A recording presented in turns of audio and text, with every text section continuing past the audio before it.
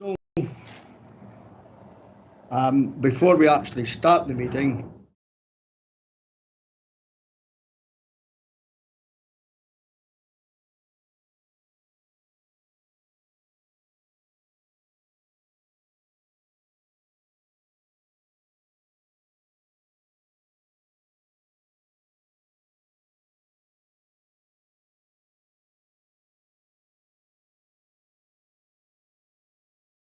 Freeman of the County of Angus. Or do we agree to hold 1 minute silence? Great. Yes. Great. Thank you. Great. Thank you. If you could mute your microphones then, and the minute silence starts as of now.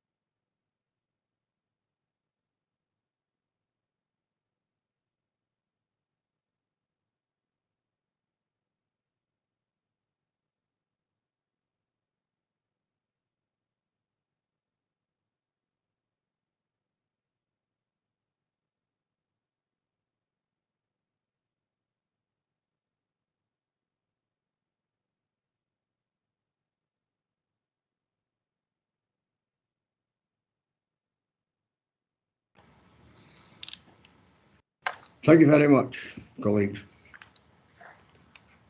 There are two deputation requests, and we've received deputation request from Mr. Guild of Guild Homes. One is in relation to item 4.2. Do you wish to permit Mr. Guild to have a deputation? Please answer yes or no. Yeah. Yes. Yep. Yes. Councillor Fairweather, you're on mute.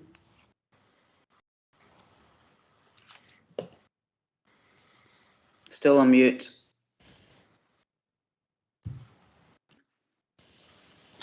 Is that for Forfar Leisure Centre or Ingles Court, Provost? I said item, I'm asking on, first of all, on item 4.2, which is Ingles Court. Provost, I'm deeply uncomfortable with that. Mr. Gill put in two offers, right, for that particular building, and I really do not think we should be listening to a deputation regarding that. So I will be moving that we do not hear the deputation for Ingles Court. I'm happy with the one for Forfar Leisure Centre. I was going to come to the Forfar Leisure Centre in a minute, but if it's not, everybody's not agreeing to Mr. Guild having his deputation regarding the Ingles Court, I would ask the clerk, Mr. McCaskill, if he could do a roll call and answer yes or no. Just to be clear, at this stage we have a motion by Councillor Fairwell hasn't yet been seconded in relation to not hearing the deputation, and I have not heard as yet an amendment to say that members wish to hear the deputation. So could I first of all ask Councillor Fairwell for a seconder? Provost, I'll second that. Have you got a seconder for you? Yes, Councillor Vaughan has just seconded it. Okay. Councillor Proctor, could I give advice if members would be so inclined to listen in terms of the deputation and the basis for which members should consider a deputation? Would that be helpful? Yeah. Okay.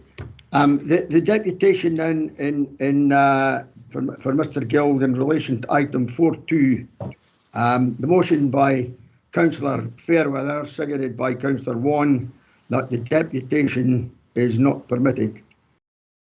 Provost, before we do that, can we hear the advice from Mrs. Buchanan, our legal advisor? Sorry? said before you proceed to the vote, can we hear the advice from Mrs. Buchanan before we proceed to the vote? Okay, Mrs. Buchanan, sorry. Thank you, Provost. In determining that whether or not to hear the deputation, members should consider whether they have sufficient information to determine the matter before them and whether they feel that hearing from the deputy would provide additional information. And I would suggest that's the basis on which members may like to consider if they want to hear the deputation or not. And of course, such additional information would be such that Mr. Gill would be able to provide himself. Thank you. Okay.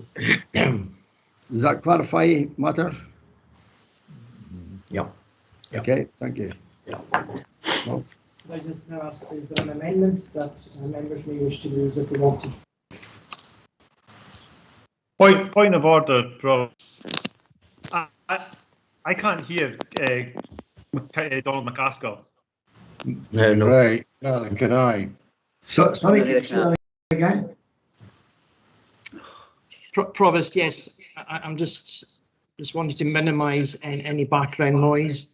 In terms of an amendment, I was just advising members we're waiting to hear if there is an amendment to Councillor Fairweather's motion. And if there is not, then Councillor Fairweather's motion is the decision of the council. So Donald, do you?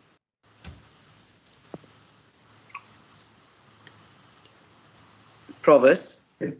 Provost, I think I'm just waiting to hear if there is an amendment, and if there's not, then the motion is carried. Okay. Mr. McCaskill, I'm trying to get my hand up. Councillor Cheap. Thank you, Provost. I just, purely for the sake of giving elected members a democratic vote on this, I'll put an amendment forward to say that we should hear the deputation if there's a seconder out there.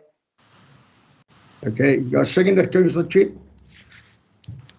Well, I open it to council members to see if they want to second it or not.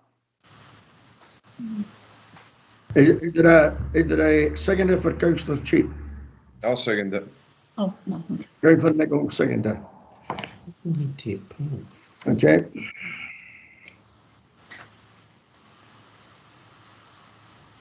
Provost, we have a motion seconded by Councillor Wan, is that we do not hear the deputation in relation to item 4.2.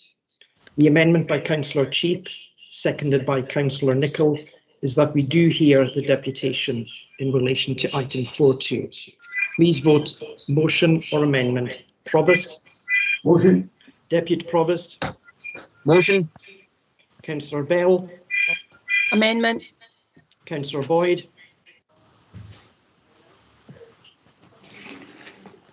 Councillor Boyd? I think he's having a problem connecting at the moment.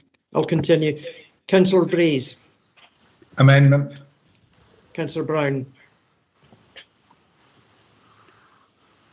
Councillor Brown? I'll continue. Councillor Cheap? Amendment. Councillor Davey? Amendment. Councillor Devine? Motion. Councillor Duff? You're on mute. Motion. Councillor Darno? Councillor Fairweather? Motion. Councillor Hans? Amendment. Councillor King? Motion. Councillor Laurie? Amendment. Councillor Lumgear? Motion. Councillor McMillan Douglas? Councillor MacDonald? Amendment. Councillor McLaren? Motion. Councillor Moore? Motion. Councillor Miles? Amendment. Councillor Nicholl? Amendment. Councillor Salmond? Motion. Councillor Speed? Amendment. Councillor Stewart? Motion. Councillor Sturrock?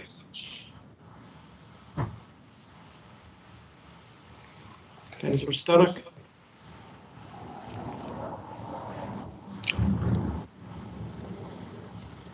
Amendment.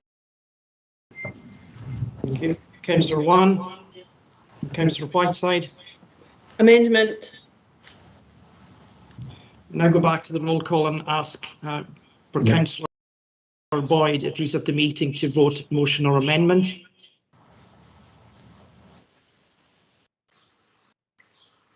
No. And the other remaining vote was Councillor Brown. Councillor Brown.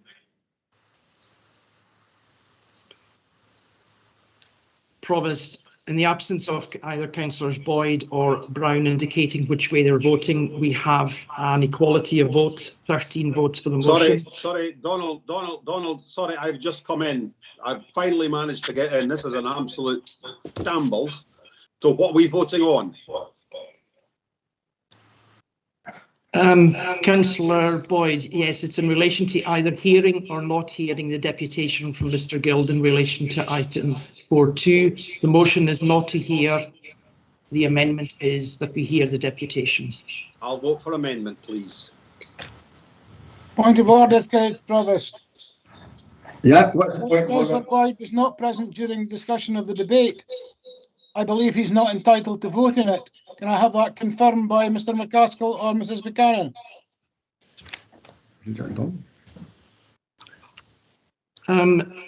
Through yourself, Provost, that is normally the case when we deal with regulatory and licensing matters. And unless there's anything that Mrs Buchanan can suggest, I was able to, in the absence of the legal advice that Mrs Buchanan gave to members, I was able to detail what the motion and amendment was. So that would be my advice, and Mrs Buchanan may wish to add anything. I can't get it. What do you think? Thank you, Mr McCaskill. I think what I could do is I agree with Mr McCaskill's summation of the position. The only thing that Councillor Boyd is not aware of is the advice that I gave, and I'm quite happy to repeat that because it was quite short advice. Councillor Boyd, what I said that in order to determine whether members wish to hear from any deputy, they need to consider whether they have sufficient information to determine the matter before them, and whether, if they do not have that sufficient information, that they feel that the information could be brought forward by the party, the deputy, in this case, Mr Guild. Thank you. Could I just confirm with Councillor Boyd that he maintains his voting in terms of the amendment? Yes, please. Thank you. And Provost, through you, I now see that Councillor Brown has raised his hand. Could I just ask if that's in relation to expressing motion or amendment from Councillor Brown? Okay, Councillor Sturrock. Sorry, Provost, it's Councillor Brown that needs to indicate his vote. Yeah, that's what I was going to say, Provost, that Councillor Brown is now available. Yeah. Mr McCaskill, can we get Councillor Brown the same? I am. I'm waiting for Councillor Brown. Councillor Boyd. I will. It doesn't appear Councillor Brown's microphone is actually working. It's unmuted, but he's still not picking up and speaking. Councillor Brown, can I just ask for one last time if you're able to indicate which way you're voting, motion or amendment?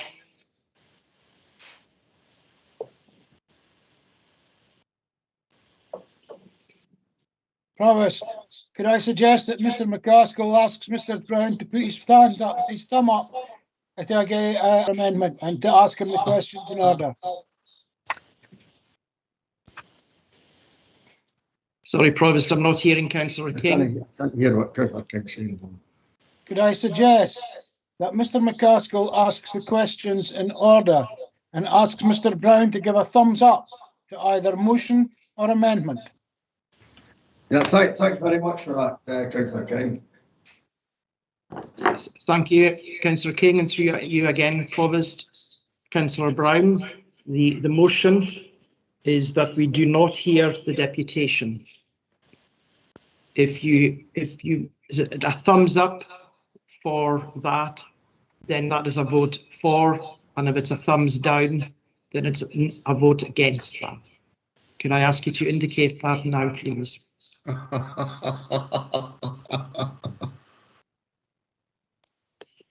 don't think there's an option to put a thumbs down.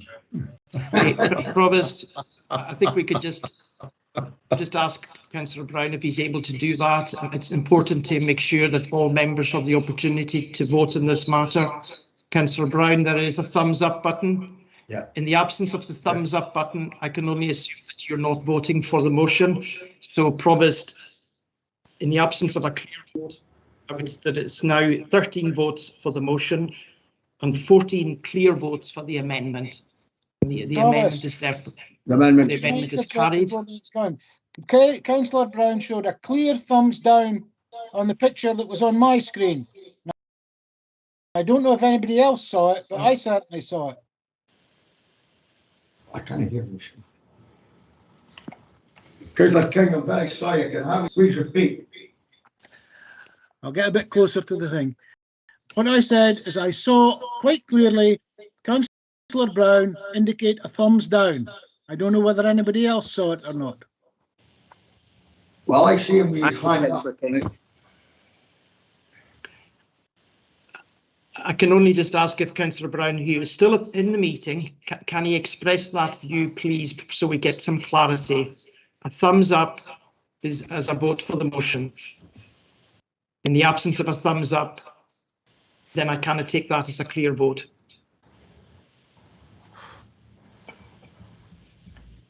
He's still got his hand up. Yeah.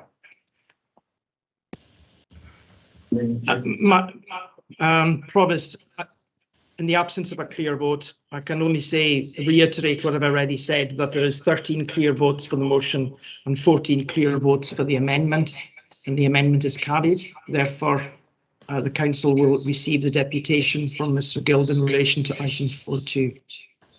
Okay, thank you.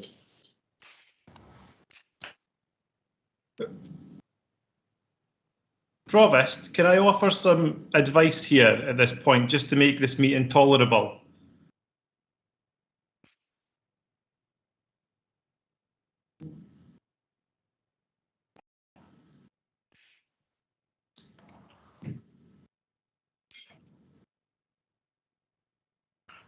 Provost is on mute, I'm afraid, at the moment. Can you say again? Provost, can I offer some advice just to make this meeting tolerable? Because it could be a long meeting. If you're sharing a room with someone at the moment, which I believe you may well be, your management of your microphone needs to be really, really good. And so does the other person or people that you're sharing the room with. The echo is unreal for us at the other end when you guys aren't. And I believe you got picked up when you were speaking, when you were muted, on Donald McCaskill's mic. So when that happens, we can't really hear what you're saying very clearly. And in turn, Donald's mic's getting a massive echo as well.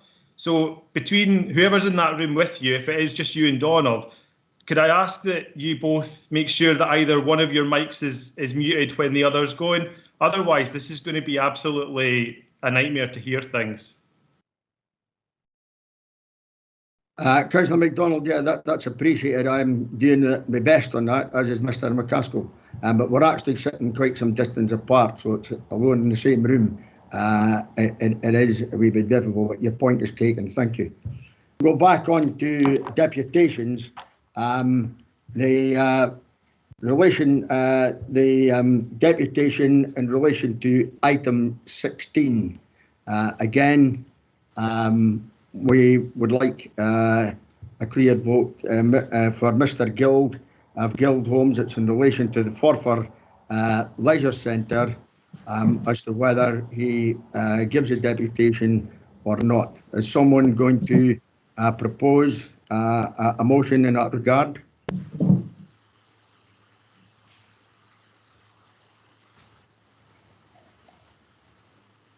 Councillor McMillan Douglas and Councillor Muir have their hands up, Provost.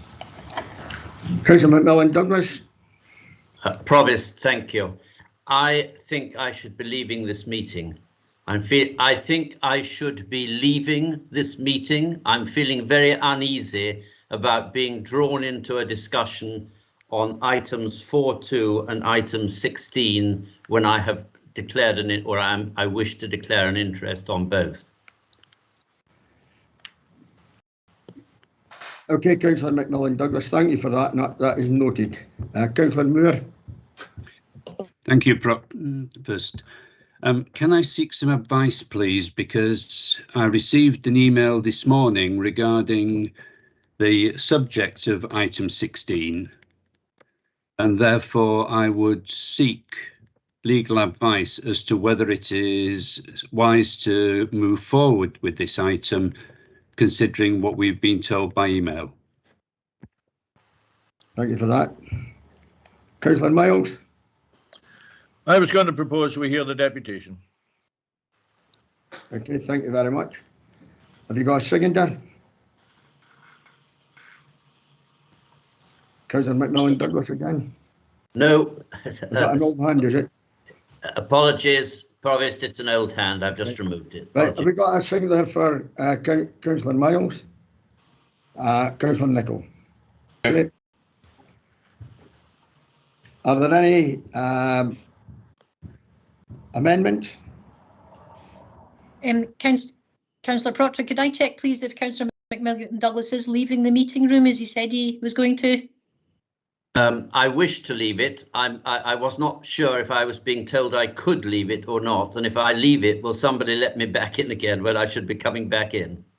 Thank you, Councillor McMillan Douglas. I'll just check that with IT. IT, would you be able to allow Councillor McMillan Douglas back in if he leaves? I think, Mrs. Buchanan, I think I've got that arrangement in place with Mrs. Maley. She will email any member who has to leave the meeting, but I would just ask Councillor McMillan Douglas that he just stays online. Whilst he leaves the meeting, he stays online so we can get an email to the effect that when that item has been completed. Okay, thank you. Okay. If we could just wait until that happens, Provost. I think that's Councillor McMillan Douglas gone now. Okay, thanks, Mrs. Buchanan. Councillor Stewart. Thanks, Provost. Yeah, I'm just not very comfortable with this. Councillor Brown has been in the meeting since the start. Now, his mic is unmuted, and if that's not working, that is not Councillor Brown's fault. We need to have proper communications here, and if Microsoft Teams isn't working, then that's something we need to look at, because everybody should be entitled to their vote if they are in the meeting. And that's all I want to say on the matter. You know, I mean, Councillor King has already intimated that he has seen Councillor Brown, as has other councillors here. They've seen Councillor Brown with his hand up. So, you know, it's something we need to look at. That's all I want to say. Provost, can I come in on that, please? Yeah, please. Could I ask if there is a process whereby if a councillor cannot connect, that there's an ability to phone into the meeting? Could I ask IT if they can support Councillor Brown in that, please, if they're able to do so? No. Can I just confirm with it's our Ms. Philbin is on the call. Could you advise on that, please?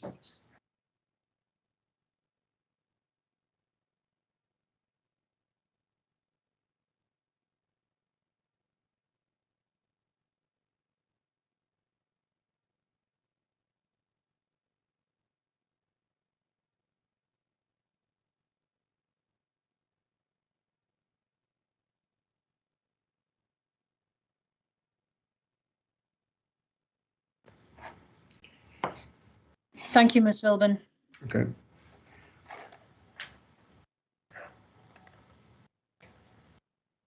Councillor Cheap.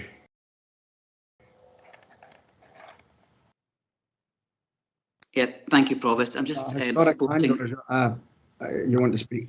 Yeah, I'm just supporting what Councillor Stewart has just said. I think we're seeing evidence this morning, yet again, how unsuitable Microsoft Teams is for council. I'm having to use my work phone because I can't get in on my Surface Pro. I can't get on my council phone, and it's just, and already this morning sounds like a shambles. It's totally unprofessional and really The council elected members shouldn't be being forced into using Teams by the council officer's decision on this. It's really not suitable. We've had nothing but problems with Teams. We've got to have this looked at again. Please, let's make this a priority because it's really very unprofessional indeed. Thank you very much, Councillor Cheap. I share your sentiment. Province, I think we're just at the stage where there's been a motion by Councillor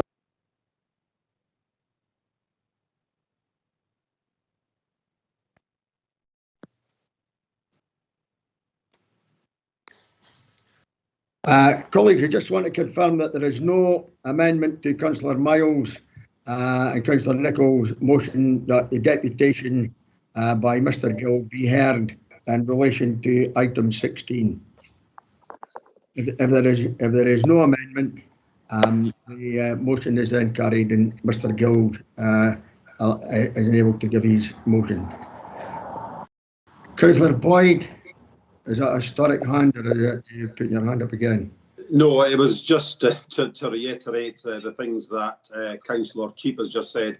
I've tried both my iPhone, my Pro and my iPad. I've now had to move out to another building to actually get in. I know this happened to me during the MOG which I was managing to chair. I know I can sympathise with you totally, Councillor Proctor, trying to chair a meeting when this is as shambolic as this. And I think when we get up to the stuff about technology later on, I can't see that. I think we should actually suspend that one when it comes forward until after recess, because we cannot carry on with this Teams. End of. Thank you. Okay, thank you very much, Councillor Boyd. Right, colleagues, that has been dealt with.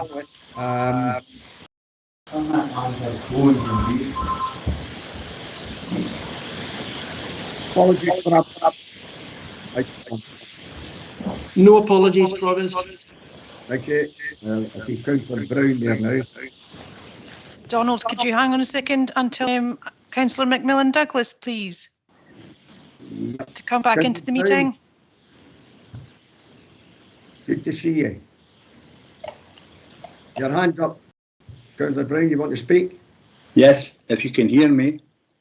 Aye, go on, you're fine. I will intimate what am I looking for? Interest in item 16, and I will leave the meeting at 16. We haven't come to declarations yet, but can you confirm your vote on in relation to item 4.2? Amendment. You were from the amendment. Okay, that's fine. Thank you. That just confirms what was voted. That's fine. Not a problem. Right, declarations of interest. I've had Councillor Brown's declaration for item 16. Are there any others? Councillor Cheap. Thank you, Provost. Yes, I would like to declare an interest in agenda item 22, report 224/21. It's a non-financial interest, but the nature of my interest is that I'm a director of Christie's, and I've decided that on this one item on the agenda, I will not participate in discussion and voting. Thank you very much. Councillor Boyd.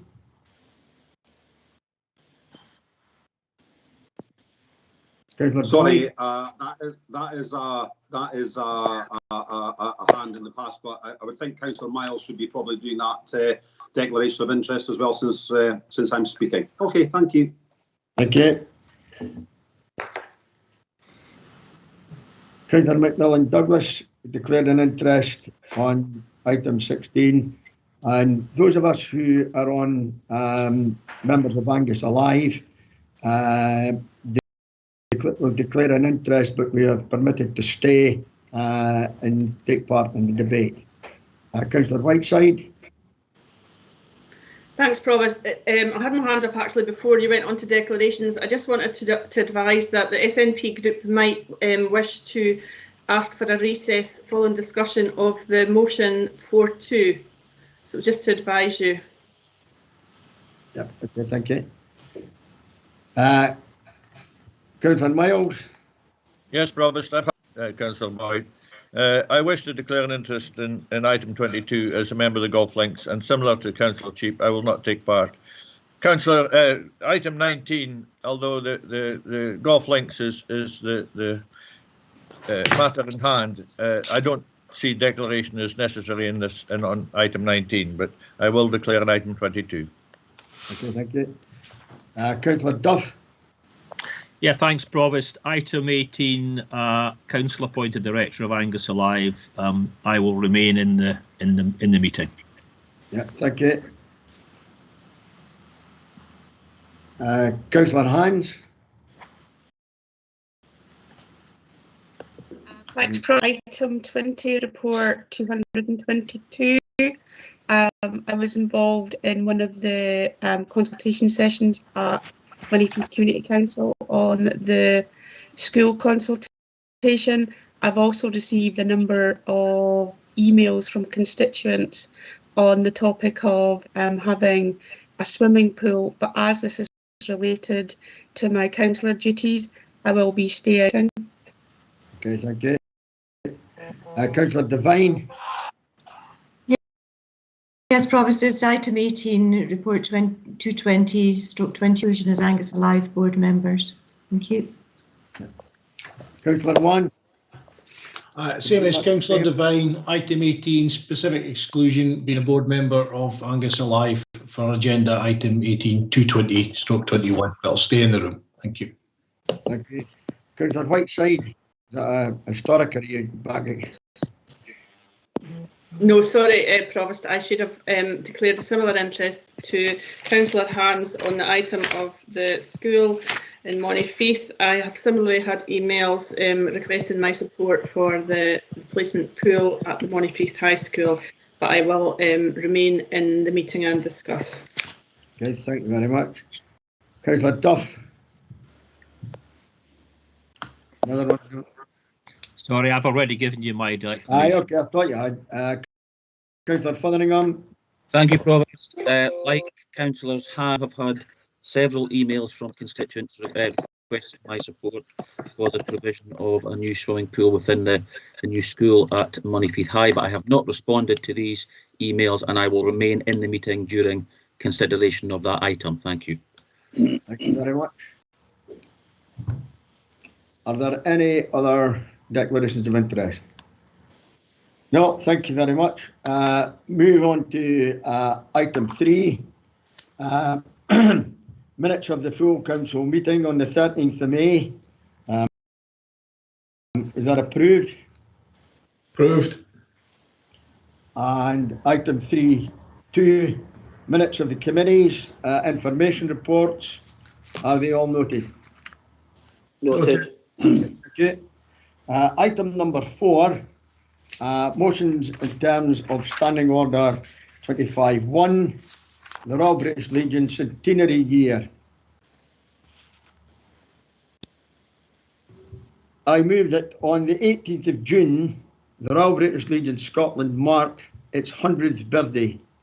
On that day, in 1921, at St Cuthbert's Church, the first Unity Conference was held. A collaboration of like-minded ex-service organisations guided by the passion and the drive of the Legion's founder, Field Marshal the Earl Haig. Earl Haig had worked tirelessly since the end of the Great War to ensure that those who survived had fought to re-establish themselves in civilian life were welcomed back and provided with the support that they needed. The British Legion was born and began the vital work required in the aftermath of the First World War, work that has continued for 100 years up to the present day.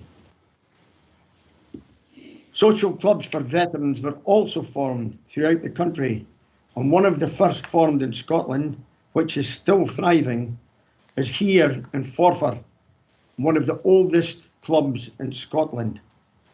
I move that Angus Council congratulates the Royal British Legion Scotland on reaching their centenary year and thank them for all their hard work in providing support for all military veterans throughout Angus, Scotland and the United Kingdom and throughout the world.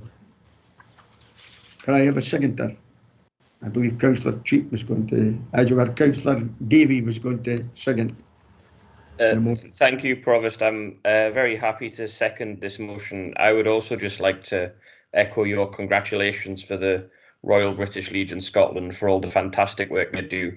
And as a member of the Royal Navy Reserves myself, it is reassuring to know that they are there supporting both serving and retired members of the armed forces, as they have done so well over the past 100 years.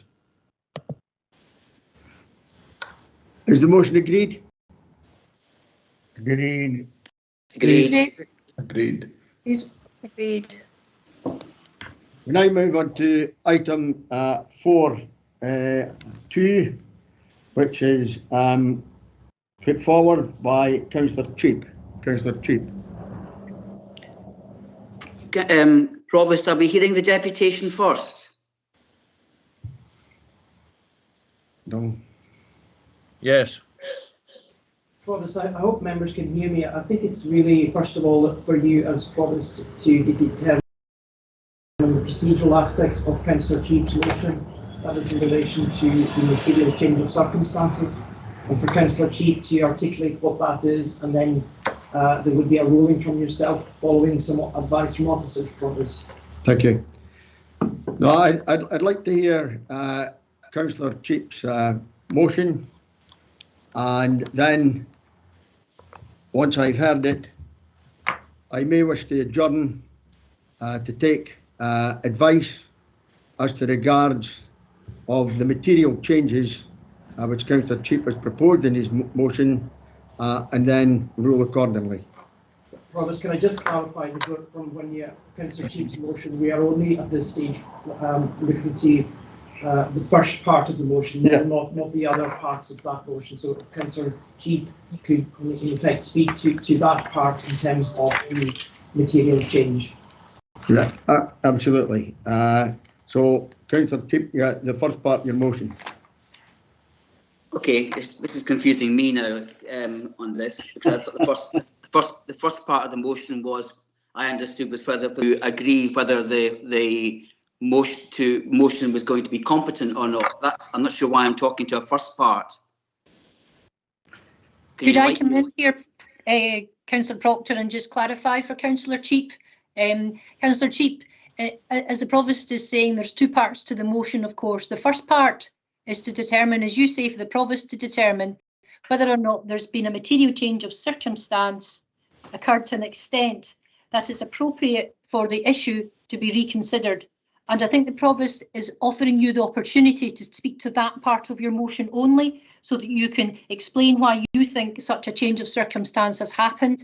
And then he in turn will rule on that part of it, having heard from you on that. I hope that clarifies it for you. Thank you very much, Mrs. Buchanan. You took the words out of my mouth. Councillor Cheap, exactly. Can you explain what the material changes are? Okay, I'm going to prepare. I'm going to say what I have prepared already for this, because it incorporates the issue of material change on this. But you have to take the whole perspective together, I'm afraid. So you have to bear with me. But I think I, along with others around this virtual council chamber, have concerns about the ongoing delivery of best value in relation to all manners of council spending, and whether this is revenue spend or capital spend, the same issues arise of achieving best value and the best use of public expenditure. The material change really I'm referring to here is the fact that since this came to Communities Committee earlier last year, and then to Development Standards, council elected members have not had sufficient information on the value of this site at all. There's been no value placed in it, and yet we have now had new offers in significant valuations to purchase this property as an alternative to council developing the site itself, demolishing and redeveloping, delivering less numbers of properties, and all in all, this has all been decided upon with no valuation being done, no independent valuation being done, no independent survey work being done, no options appraisal. So the fact that we have now had third-party offers which give an indication of a potential market value, but it may not be the full market value, we need to actually open this all up and suspend any further work being done on Ingalls Court until all of this is delivered. That's the material value, the material change, Provost. I have more to say on this motion, but to answer this first part, I think that should be sufficient.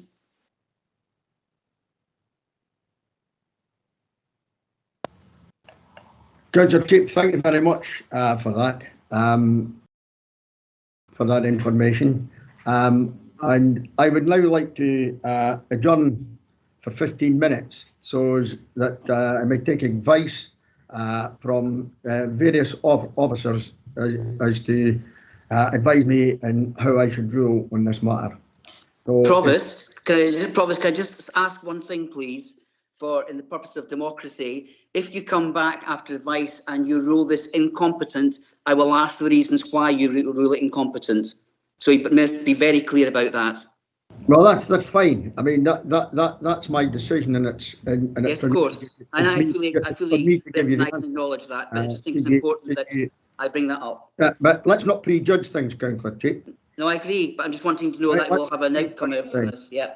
So if we could be back, if we could have an adjournment for 15 minutes and come back at 10:57, I will then give my ruling. Thank you.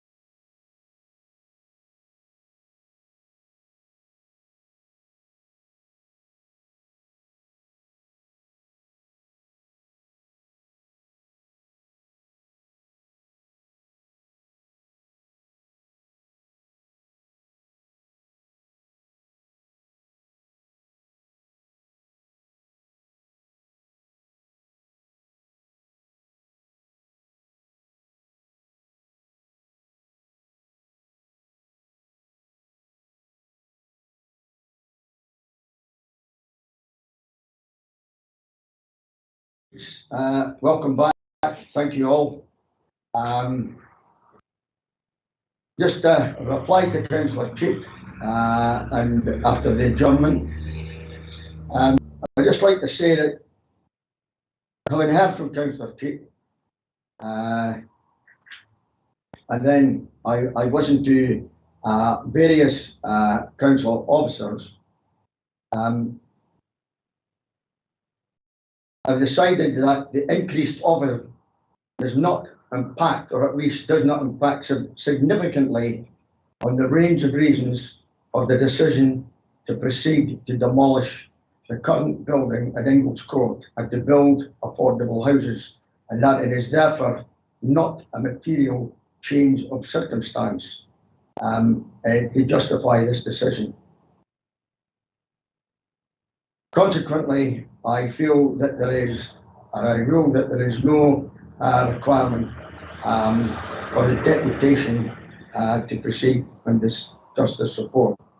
I appreciate that that's maybe not what everybody wanted to hear, but I have got to act on the best advice that I am given by the council officers, and that is my ruling. Thank you. Councillor Whiteside. Yeah, I'm not quite sure if this is valid, but if it is, I'd like to register my dissent that we can't discuss this matter further today. Thanks. Thank you. Councillor Cheap.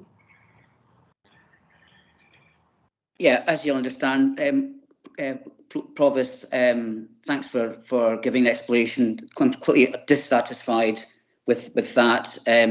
I don't see what the harm in bringing this motion forward is at all, and I think that people are hiding behind something else and not allowing that. I mean, you've had this motion for a week. I can't believe we had to have a recess for you to consider that. And really, I can't.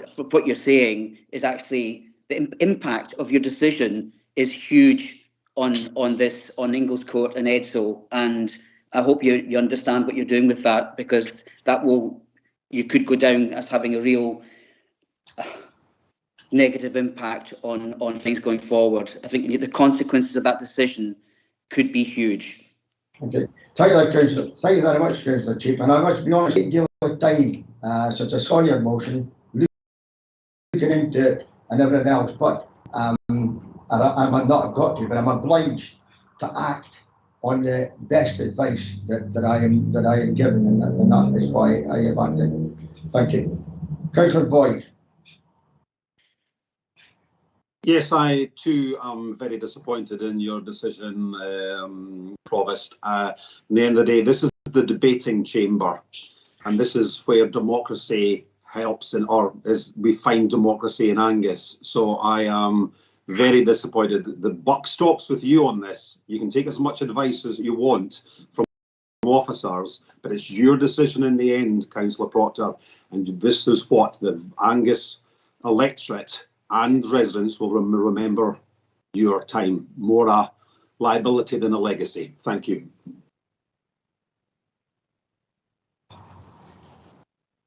Thank you very much, everyone. Item 5. I can't see another hand. Whose hand have we got? Councillor Braze. Sorry, I didn't see it, Councillor Braze. Yes, thank you. Point of order, Provost. Why are we even discussing this? You've made your decision and that should be the end of it. Can we move on? Councillor Fairweather, I'm a ward member. I serve the people of Edsel. They expect me to be allowed to speak in the chamber on their behalf. Hear, hear. Will I be allowed to speak? Sorry, I have a hand up as well, Provost. Sorry, Councillor Braze, you didn't see your hand. I have ruled, and I'm sure you'll find other ways in where you can explain. Councillor Speed. Yeah, thanks. Through you, Provost, I just wondered if officers had had any consultation with the Health and Social Care Partnership, and whether the pandemic itself is a material change in circumstances, given that we know that a significant number of older people are now receiving care at home. As far as I'm aware, the partnership have really had little involvement with regards to Ingalls Court, and I believe that they are, you know, crucial partners and key to all of this.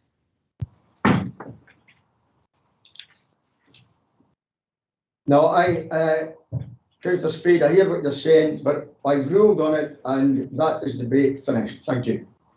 I now want to move on to item 5, Membership Development Standards Committee.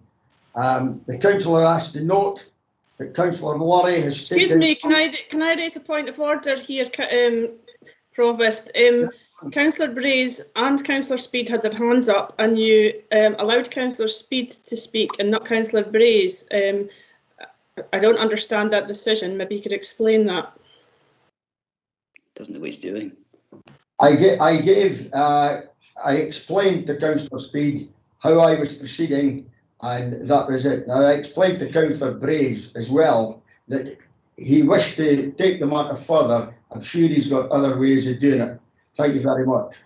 Provost, you allowed others to speak. You're refusing to allow me to speak. That is unjust, unfair, and I think it's a contravention of the Councillors' Code of Conduct. I don't think so. Thank you very much, Councillor Braze. I want to move on to item 5. The council was asked to note that Councillor Laurie has taken up the remaining place allocated to non-aligned members on the Development Standards Committee. Is that noted? Agreed. Agreed. Item 6.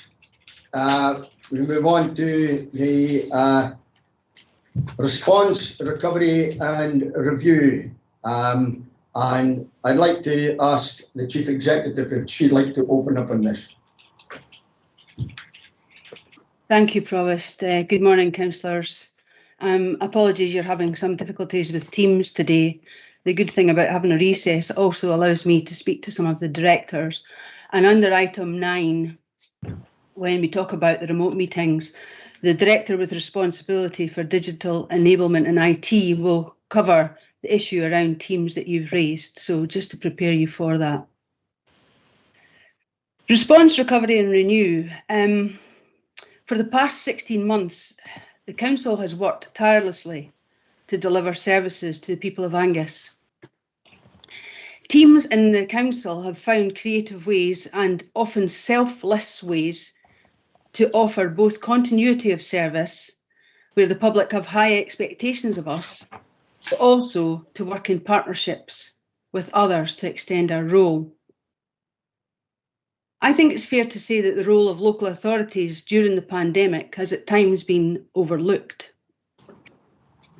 Our staff in Angus Council have been instrumental in delivering what people consider council services to be business as usual. For example, having their bins picked up, registration of births and having good parks and clean green spaces to use. Our schools, our early years and our care services have all been working efficiently and effectively. This has been alongside the partnership effort which has been required for us in the setting up of asymptomatic and symptomatic testing centres and in delivering an Angus-wide vaccination programme. Many of the staff in the council have taken on different and additional duties in the face of the greater need to manage a coordinated response to a world pandemic. As I've previously indicated, as a council, as a local resilience partnership, we spend a lot of time in preparing for emergencies, usually weather related. However, nobody could really predict the length of being on this emergency footing that we've had to be on. Most of the senior officers in the council have not only been coordinating this activity, but they've had to take on national roles as well to ensure that key work throughout Scotland has been done. I think it's very important to recognise the amount of effort that's gone in throughout Angus, both on an Angus footing, a Tayside footing, and actually on a national footing. The report before you outlines our crucial response. I think it is important to remember how demanding COVID has brought additional expectations on all our staff, and as a consequence of that, how much they've had to do over and above delivering business as usual. I want to pick up a couple of areas that are highlighted in the report. A cross-council team had to quickly be put together to analyse, scrutinise and pay out 4,597 grants totalling 42.5 million. This had to be done urgently as money arrived from government to go out to support people in an immediate effect. The Environmental and Consumer Protection team have been leading the enforcement of Tayside's public health in the face of considerably changing guidance. Our Child Poverty Action Plan and the many reports signposted in this report provides details of the plethora of work that's gone on to respond to children and families at this time. Many of our staff have had to work through personal health and caring responsibilities in a flexible and digital way in order to keep our KPIs and our performance as a council at the high standard that people in Angus expect. Finally, I wish to offer reassurance that our key partners, NHS Tayside, our Health and Social Care Partnership, Voluntary Action Angus, Angus Alive, Police Scotland and the government has been hugely positive about the work that we have done in order to get a coordinated response to the people of Angus. So I hope you appreciate the report that's here before you, and just remember for a moment the work and challenges over the past 16 months and how well the staff in this council have served the people of Angus. Thank you, Provost.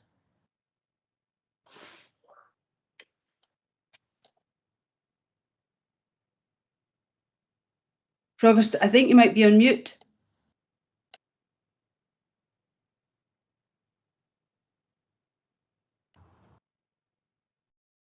Yeah, thank you very much, Mrs. Williamson. And Councillor Fairbrother, if you would like to speak. You're on mute. I'm not now. Thank you, Provost. I'd just like to thank the Chief Executive and all our officers, all our staff. You know, much work has been done. It's been absolutely phenomenal considering the circumstances of the last 16 months. And I'm sure it's appreciated by many. Not many people. I mean, the council has basically worked as per normal in not normal times. So I welcome this report as we move forward, and thanks again to all our staff and our partners. Thank you. Okay. Any other questions or comments? Yes, Provost. Provost, Yeah, I have my hand up. Go on. Who are you inviting to speak, Provost? Yeah, when you go, Councillor Miles, I can't see you. There you go. Councillor Miles, okay. Follow speak. Thank you, Provost. It's universally recognised all the extra work done by the NHS and staff in this pandemic, but it's often not recognised the partnership working of local councils. So I'd like to extend my thanks on behalf of the NHS to all the huge amount of work that's done by the council staff and others in order to try and defeat this virus. It's only with this cooperation we're able to get as far as we have. And Angus and Tayside have been looked on as exemplars in how they've coped with the various different challenges that come across. So again, many thanks to all council staff who have assisted in addressing this very difficult situation. Thank you.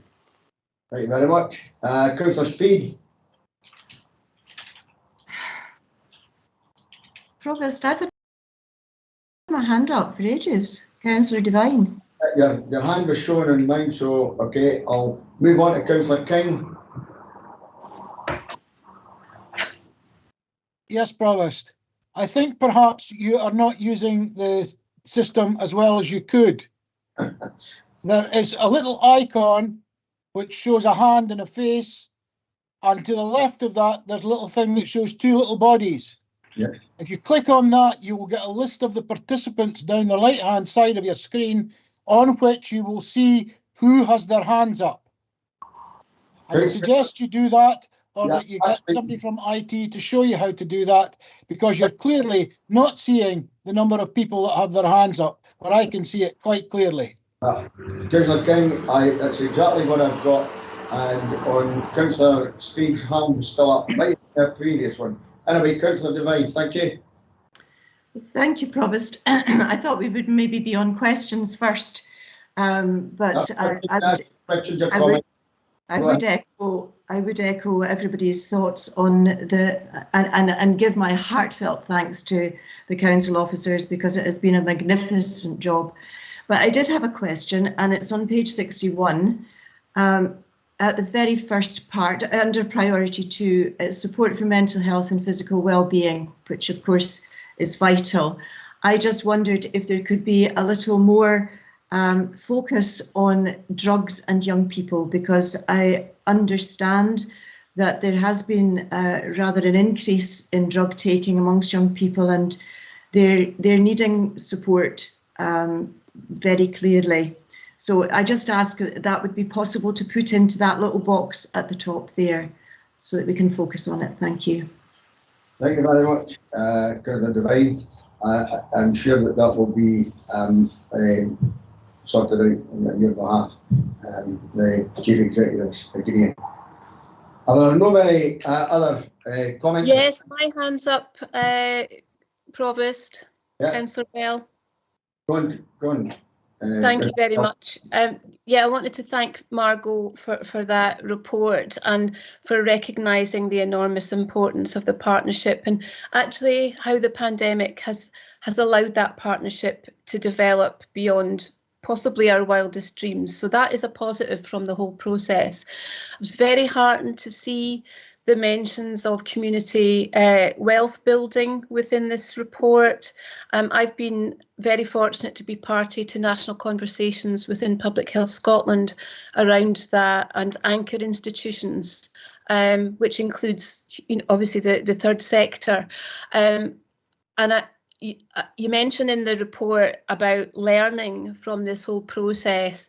So I wondered if you could give me a bit of detail around what learning has come out of it, how that has been drawn out. Has it been done on the hoof, or have you had specific conversations around that, and how we build the lived experience of people throughout Angus into how we develop more around community and building an economy that promotes well-being for all of us, and that maximises that local contribution. So, for example, things like food producers, and as an anchor institution, where we potentially have a key role through procurement to support a lot of that, to keep produce from Angus in Angus to feed and nourish our population. Thanks.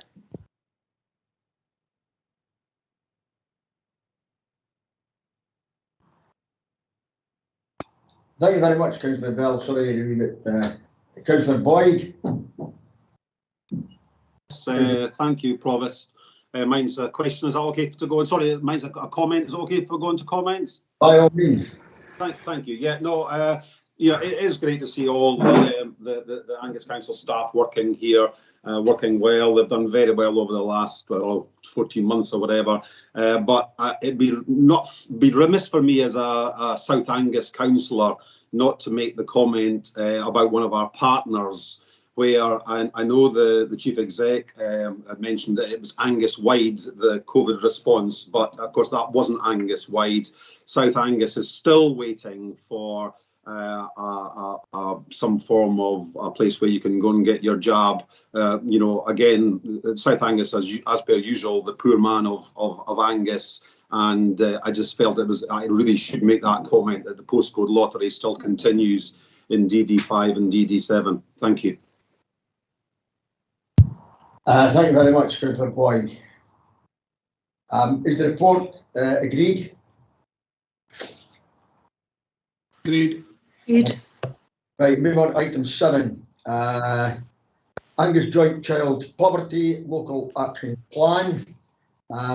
I'd like to ask Mr. Armstrong if he would like to say something on that. Thank you, Provost, and good morning, councillors. First thing I would want to highlight is this is a joint report. Angus Council and NHS Tayside have a joint responsibility to lead and coordinate and develop our work across the county in relation to address poverty. But similar to the comments made by the Chief Executive with the previous report, the work that's going on in Angus is far wider than that and has involved a whole range of partners across all sectors. This is our third child poverty action plan that we've brought in front of council, and it really has been an area of work that the Community Planning Partnership has focused on, has identified as one of its 3 key priorities, and all the community planning partners are working collectively to address child poverty in Angus. Clearly, the last 15 months have had a significant impact on a number of things and the effect that the pandemic has had on our child poverty work. One, in terms of enabling services to have face-to-face contact with individuals, and Councillor Bell's point about working with individuals with lived experience was a significant priority for the group that's looking at child poverty, and a lot of that work has had to be suspended or postponed over the course of the pandemic, particularly during periods of lockdown. But that is a key priority for the partnership, and one that many of our partners are working together with the council to bring in those lived experiences. We've also identified, both anecdotally but certainly in terms of presentations to services, that the impact of the pandemic has had a detrimental effect on children's well-being and increased levels of poverty and financial hardship within families. And many families, as the report details, who have never had to experience financial hardship before are now having to work with services and identify how they can be supported. So the report is presented to you for your approval before we submit it to the Scottish Government, and it really has been a significant piece of work for the partners to be able to flex and adapt our services during the pandemic to continue to have a positive impact on children and young people's lives. And the work that's been done, and I guess Councillor Bell's question again around learning, is we've identified a lot of significant areas where we can work differently together to improve children's lives, given the restraints that the pandemic placed upon us. But I'm pleased to bring this report to you on behalf of the Community Planning Partnership, and would welcome any questions or comments. Councillor Vaughan. Thank you, Provost. I'm obviously delighted, and I would like to thank Mark Armstrong and the team for all the work that they've put into getting this commitment to tackling the issue of child poverty in Angus, and it's our new child poverty local action plan for 2021. But just to highlight a few things, in Angus there are 4,273 children living in poverty. Many families are experiencing considerable hardship, seeing their household income reduce, and early evidence shows the impact of COVID is also adding to this. This action plan highlights the progress made so far and the commitment from the council and partners to build upon these positive changes and develop them to get our child poverty work back where it should be, with increased vigour, commitment and drive. So thank you again, Mark, and your team. Thank you. Thank you very much, Councillor Vaughan. Councillor Whiteside.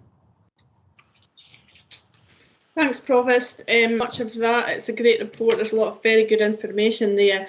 I just had a query on section 5 on page 70. First of all, the 3 drivers of poverty don't include housing, which I would feel would be front and centre in relation to poverty. I mean, the provision of good quality social housing, which is secure tenancies, is affordable and good quality, makes a massive impact on people's income, not only directly, but also through the avoidance of fuel poverty, for example. So I was just a little bit puzzled about that one, be interested in feedback. And another quick point, I think the shared apprentice scheme is amazing. It's really really a great initiative, and we should be congratulated for that. I'm just wondering if perhaps Sidlaw residents might be disadvantaged in terms of the apprentice scheme, because it would be very, very difficult for a young person from some of the Sidlaw villages to travel to locations where the shared apprenticeships are in place. And I noticed from a job advert from Dundee City Council that they only accept applications from people within the city of Dundee, which leaves Sidlaw out on a limb a little bit. I wonder if anybody's got a comment on that. Thanks. Okay. Robert, could I come in on one of those points? And I think a colleague could probably pick up the shared apprenticeship issue. Just for clarification, thanks for those comments, Councillor Whiteside. The 3 drivers of poverty detailed are the ones that are specified by the Scottish Government, and SPIRU, the academic body that supports the Scottish Government's policy objectives around child poverty, and we develop our report in that context. But what I would wish to reassure all elected members on is that the Council's housing service and the issue of housing and the contribution that service and accommodation plays in relation to addressing poverty is right at the heart of the work. And certainly from my experience of chair of that group, I think that the Council's housing service has been exemplary in terms of their engagement and commitment on our child poverty work, and they really have looked at the role they can play far beyond the kind of bricks and mortar and the support they provide to vulnerable children and families, and how they integrate that support with other parts of the system. So I would like to assure members that it is right at the core of what's happening in Angus, and possibly Vivian Smith may want to pick up the issue on the shared apprenticeship scheme. I'd be happy, Alison Smith, to come in on the shared apprenticeship, just given my involvement to date through the work we're looking at through T-Cities. So as part of looking at potential expansion of that programme, one of the parallel projects is looking at transportation around access to employment. It's something we're recognising that actually being able to get to jobs is critical, particularly from rural areas. So there is a piece of work which is looking at that, and we're working with TATRAN, and as part of the regional transport work, just to look at how we kind of bring all of that together to make that more accessible, and particularly post-pandemic with shifts around using public transport, car sharing, etc. It's had to put a different focus on how we get people to work. But certainly not just about creating the opportunities, it's about creating that access to the opportunities as well. So that is something that is ongoing at the moment. Thank you very much, Alison. Councillor Boyd, you had your hand up and you must have taken it. Member for South Angus, want to speak? You're not seeing my hand at all, Provost. Okay, right. Councillor Devine, sorry. Thank you, thank you. I really welcome this report. I think it's been a huge amount of work brought together, and there are so many different parts of it. I really like the family nurse partnership. It seems to be working very well indeed. Sorry, on the Shared Apprentice Limited, I'm on the board of that, but I'm also on the board of the Angus Educational Trust, and we have given in the past money to the Shared Apprentice Limited specifically for transportation of young people. So we give them a kind of bulk amount of money, and they can use it for whoever needs that help. I certainly wouldn't dispute there will be different methods of transport which could be looked at, but certainly there we found a little area where we could use that. Just one thing, I wondered, it's maybe a bit parochial, but in the training and support of midwives, it's so good to see that they're being helped understand all the difficulties of benefits and finance. But I would make a plea that those that are working in Forfar should remember that we have the Strangs Mortification Fund, which is for people who are struggling, and we can give white goods and carpets and furniture. So we would welcome more referrals, and if it came through the midwives, that would be really great. Thank you. Thank you very much, Councillor Devine. Councillor Sturrock. Yeah, thank you, Provost, Mr. Armstrong, for bringing this forward, this report, and I would like to concur with the comments of the previous members who have spoken. As we know, the Child Poverty Act, Scotland Act 2017, was passed unanimously, and with a target of child poverty of 18% by 23-24. Now, the latest statistics for Angus from the CPAG site indicate that the child poverty rate in Angus is now currently at 24%, with 4,608 children in this unhappy situation.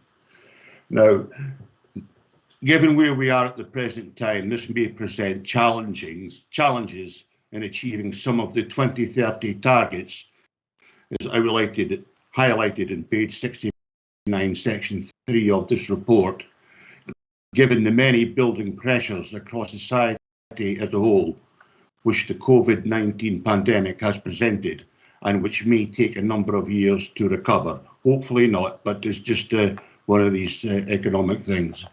And I would also like to thank Mrs. Williamson, the Chief Exec, for covering many of the points in item 6 regarding the sterling endeavour of governments, local officers, council officers, organisations and charities, etc., active in this field. Provost, children are the future of their and our prosperity, and endemic poverty is not a sustainable option. Poverty is not a noble state of mind or body. In many, many cases, it is a desperate, soulless existence, which should not be hindered by a poverty of vision and resolve on our part. I therefore support the proposals as outlined in the report to enable children to become valuable and well-adjusted members of society. Thank you. Thank you very much, Councillor Stark. Councillor Speed. Thank you, Provost. I welcome this report and would just like to express my thanks to our workforce and our partners for their hard work and dedication to our poverty and inequality agenda, and equally to local residents and our communities who, particularly throughout the pandemic, have demonstrated remarkable compassion and commitment to reach out and help others. We must build on this great work and ensure that we provide safe spaces with easy systems and processes for people to seek support, as well as ensure that we reach out and seek those who may need our help. As I've expressed before, when you experience financial challenge, poverty and inequality of any kind, you can often become cut off from your community and your wider world and lose the ability to seek help. I agree with Councillor Whiteside's points that she raised with regards to housing, and I believe that health and social care and our housing departments are key drivers in helping tackle and eradicate poverty. I welcome Scotland's commitment to incorporate the UN Convention of Human Rights of the Child into law. This will no doubt present challenges to local authorities. However, it will hopefully help ensure that we prioritise this agenda and target our resources effectively and respond successfully. As Nelson Mandela once stated, as long as poverty, injustice and gross inequality persist in our world, none of us can truly rest, and I certainly won't. Thank you, Provost. Thank you very much, Councillor Bell, then followed by Councillor Boyd. Thank you, Provost. Yes, I too welcome the report and I welcome the comments made by my colleagues around the table. I think one thing that was maybe not prominent in the report that kind of surprised me was that our employees are affected as citizens, not just as employees and service providers,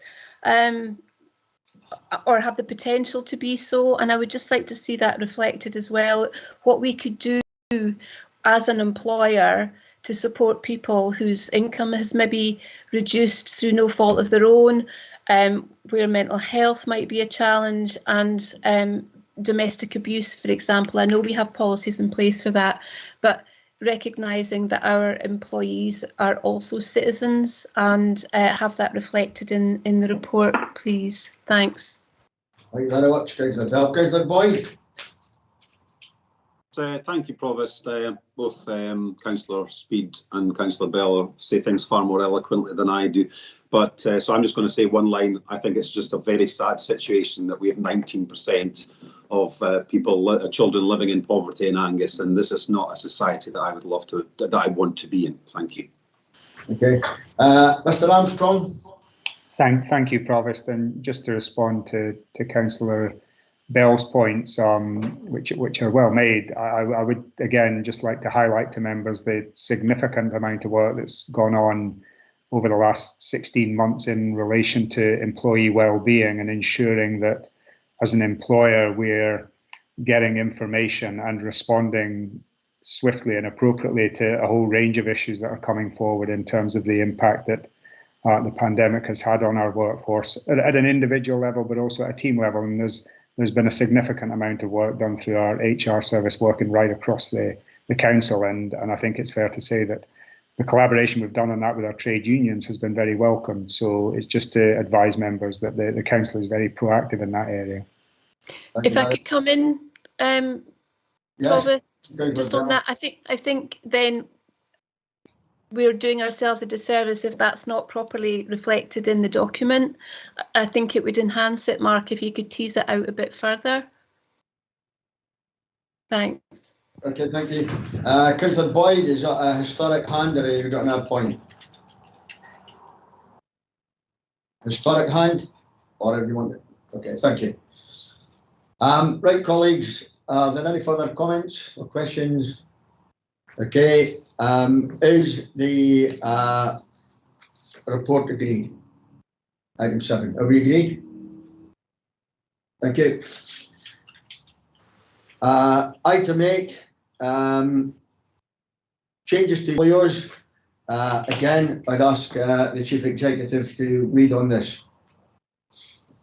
Thank you, Provost. Members will be aware I advised I would bring a report back on this due to the retirement of our Director of Communities, Stuart Ball, and you'll give him a glowing send-off, which was very much appreciated.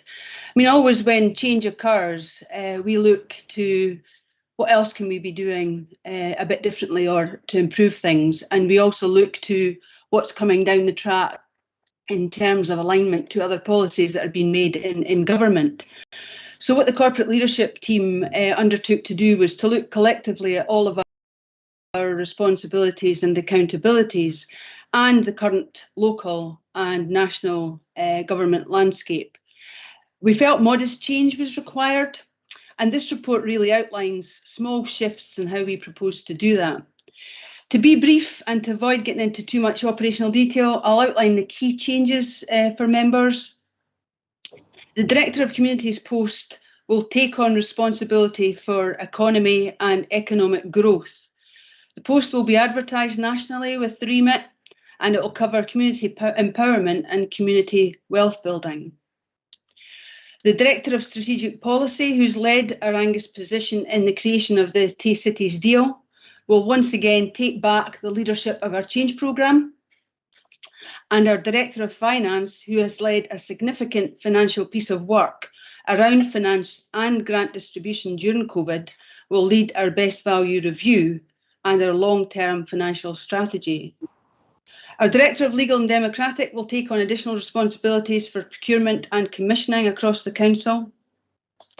And just to really finish, to advise that there are one or two positions at other levels within the Council that we have looked at and are currently vacant, and these posts will support changes by ensuring that Angus is fully aligned to climate change, community engagement and empowerment, and economic growth. So all in all, we've shifted one or two pieces of work and focused very much on what the 3 to 5 year policy looks like across local and national government. Happy to take any questions on the report. Okay, Councillor Devine. Thanks, Provost. I think these seem to sit really very well together, Margot. I appreciate the work that's gone into the thinking process there. But we do know how important it is. We know how powerful languages and words are. And in that respect, I would really like for you to consider changing the name of the Director of Vibrant Communities and Growth to Vibrant Communities, which is fantastic, to Green Growth or Sustainable Growth or Climate Change. Within the remit, all of these things are there. But I just think it is important that we put out the message that we're talking about sustainable growth and not just economic growth. We're convinced that the future is green, and our future has to be based on these. So I wonder if you would like to comment on that, please. Okay. Mrs. Williamson, would you like to comment? Yeah, through you, Provost, that's a good point. Happy to look at that in terms of our sustainability and our commitments for the future. Okay, thank you. Councillor Cheap. Thank you, Provost. One thing, I think Councillor Devine's absolutely right there. I think I wondered about the title. Vibrant growth sounds odd. I think sustainable growth would be exactly the right addendum to that title. Would be my opinion on that. The question I've got for the Chief Executive here is, just after having had some thought about this, the movement of procurement and things away from finance to legal seems a bit odd to me. I would have thought that would naturally sit in finance. Could you just have, again, perhaps some more reasoning behind that one, please, Mrs. Williamson? Yeah, Provost, happy to come back on that question too. It's an interesting one because commissioning and procurement sits in different places in different councils, and at one time it actually did sit in legal department in Angus. Our current director has actually got a speciality learning in procurement and commissioning, and felt that this was something that she could bring a development to. So that was part of the thinking. But it was also to balance out portfolios to ensure that Mr. Lorimer, who has finance, could really focus on our best value and some of the extra work that has come his way to do with finance. But be assured, we work very closely as a team. So I mean, structure shouldn't make a difference to what we do. And what you have in the corporate leadership team is a very cohesive group of people who will work collectively on that. As we've seen with the change programme, which sat with transformation and then moved to finance, is now back with transformation. Yes, thank you. If I could just, Provost, if I could just come back very quickly on that, just thank you, Margot, for that. I think my, as you know, one big concern I have generally is, as I've mentioned this morning and not being able to take it forward, best value. And you mentioned that Ian Lorimer will be able to focus on that. And I really do think, however, that procurement and things is where we really do require to get best value. And that's, I welcome the fact that there'll be cross-functional working on this, but that is absolutely essential going for the council going forward, I would have thought. Thank you very much, Councillor Chief. Reid. Councillor Salmond. Yes, thank you, Provost. I just wanted to say that I fully support the Chief Executive's report here, and I'm absolutely the Economic Development Service is going to come in under communities. I think that's the right thing to do. It's one of the big drivers for moving the Angus economy forward. And I'd like to just say that I do share Councillor Cheap and Councillor Devine's view. I do think it should be vibrant communities and probably sustainable growth, something along that line. I think that sounds out the right message. The other thing I have said to officers is it might be the appropriate time to consider actually changing the name of the Communities Committee to reflect maybe some of the contents of this report. Now, that's not for today, but I just wanted to put that out there, that it might be appropriate to consider that. Thank you. Thank you very much, Councillor Salmond. Councillor McMillan Douglas. Provost, thank you very much. Yes, I very much welcome this report. Of course, like others, I hugely respect and have paid tribute, I hope, to the work of Stuart Ball. But Stuart's retiring has opened up opportunities, and I think it's excellent and really indicative of a very progressive-looking management, that they haven't just replaced, but they have looked to see how they can move forward. And I know as an administration we support that 100%. Two specific points. I think, as colleagues will know, until I gave up the finance convenership 2 or 3 months ago to my excellent colleague, Councillor Salmond, I worked very closely with the finance director, and I think it's absolutely right to get best value focused clearly in with the finance director. we've done a lot on best value, but there is always more to do. And I agree with Councillor Cheap on that. This is really important. We must not just rest on our laurels, because there is more to do, and we will continue, I'm sure, to do it. And it's excellent to come under one very, very focused director in the finance director. Secondly, procure, without this appearing to be giving the entire of my comments over to South Angus, I agree again with Councillor Cheap. Procurement is fundamental to best value. It's something we have been working at hard. As colleagues will know, I sit on the Executive Committee of Scotland Excel, and we've also been involved in trying to get some regional cooperation on this. It's not been straightforward. And again, I think more focus is needed and a huge extra push. But this is fundamental to best value. Thank you, Provost. Thank you very much, Councillor McMillan-Douglas. Are there any other questions or comments? Is the report agreed? Agreed. Thank you. Move on to item 9, which was mentioned by many at the beginning of the meeting, though it seems things seem to have settled down a bit. And we're talking about the update on the review of remote meetings arrangements and potential for hybrid models for meetings. Mrs. Buchanan is going to lead on this.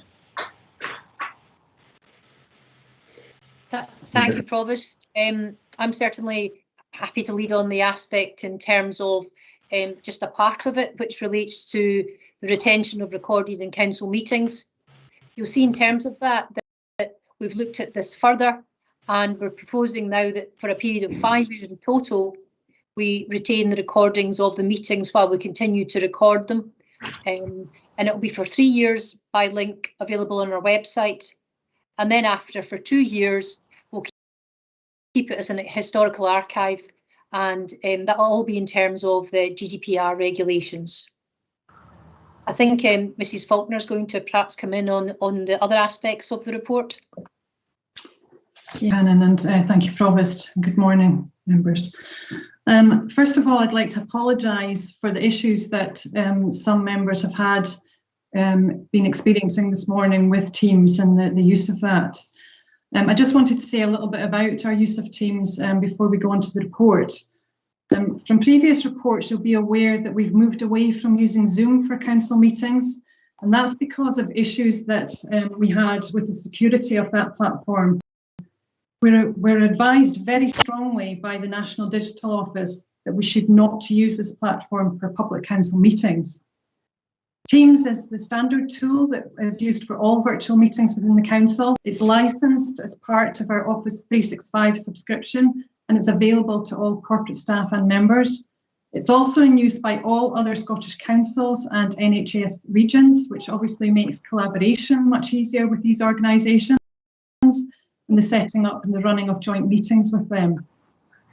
The council's digital strategy, which you have seen at committee before, is to use existing solutions before buying any new solution of a similar function. And Teams delivers our audio video conferencing as well as a lot of other collaborative capability. Obviously, any additional solution would incur additional cost, additional administration and management to support. I am, however, acutely aware of the issues that some elected members are having with the use of Teams. The IT team is reviewing the logs from members about the issues that they're having, and they'll continue to do that over the recess. IT will also be working with Microsoft, which they have been doing up to now, to resolve connection and performance issues. And that includes also looking at how Surface Pro interacts with the use of Teams, because there may well be issues around the actual device that councillors are using. So we're very much aware of it, and once again I apologise profusely for the issues that we've had today and any other issues that you have been experiencing. I'm happy to take any questions around those issues before going on to the report. Okay, thank you very much, Sharon. The first hand us up was Councillor Laurie. Yeah, thank you, Provost. Just really to welcome this report. You know, it's a given that we'll need to return to the chamber at some point, but retaining remote access to our meetings as part of a hybrid model will mean that the privilege of serving on this council will be accessible to a wider variety of people from different backgrounds. I'm excited about the potential remote application platforms as well. While they are costly, not only would they facilitate hybrid meetings, but they'd also allow members of the public to tune into the chamber and watch the matters of importance to them unfold with more ease than ever before. Finally, I'm pleased to see that we'll be keeping recordings of our remote meetings for 5 years. I think this strikes the right balance and ensures decision making is carried out with transparency and accountability. Thank you very much, Councillor Laurie. Councillor Whiteside.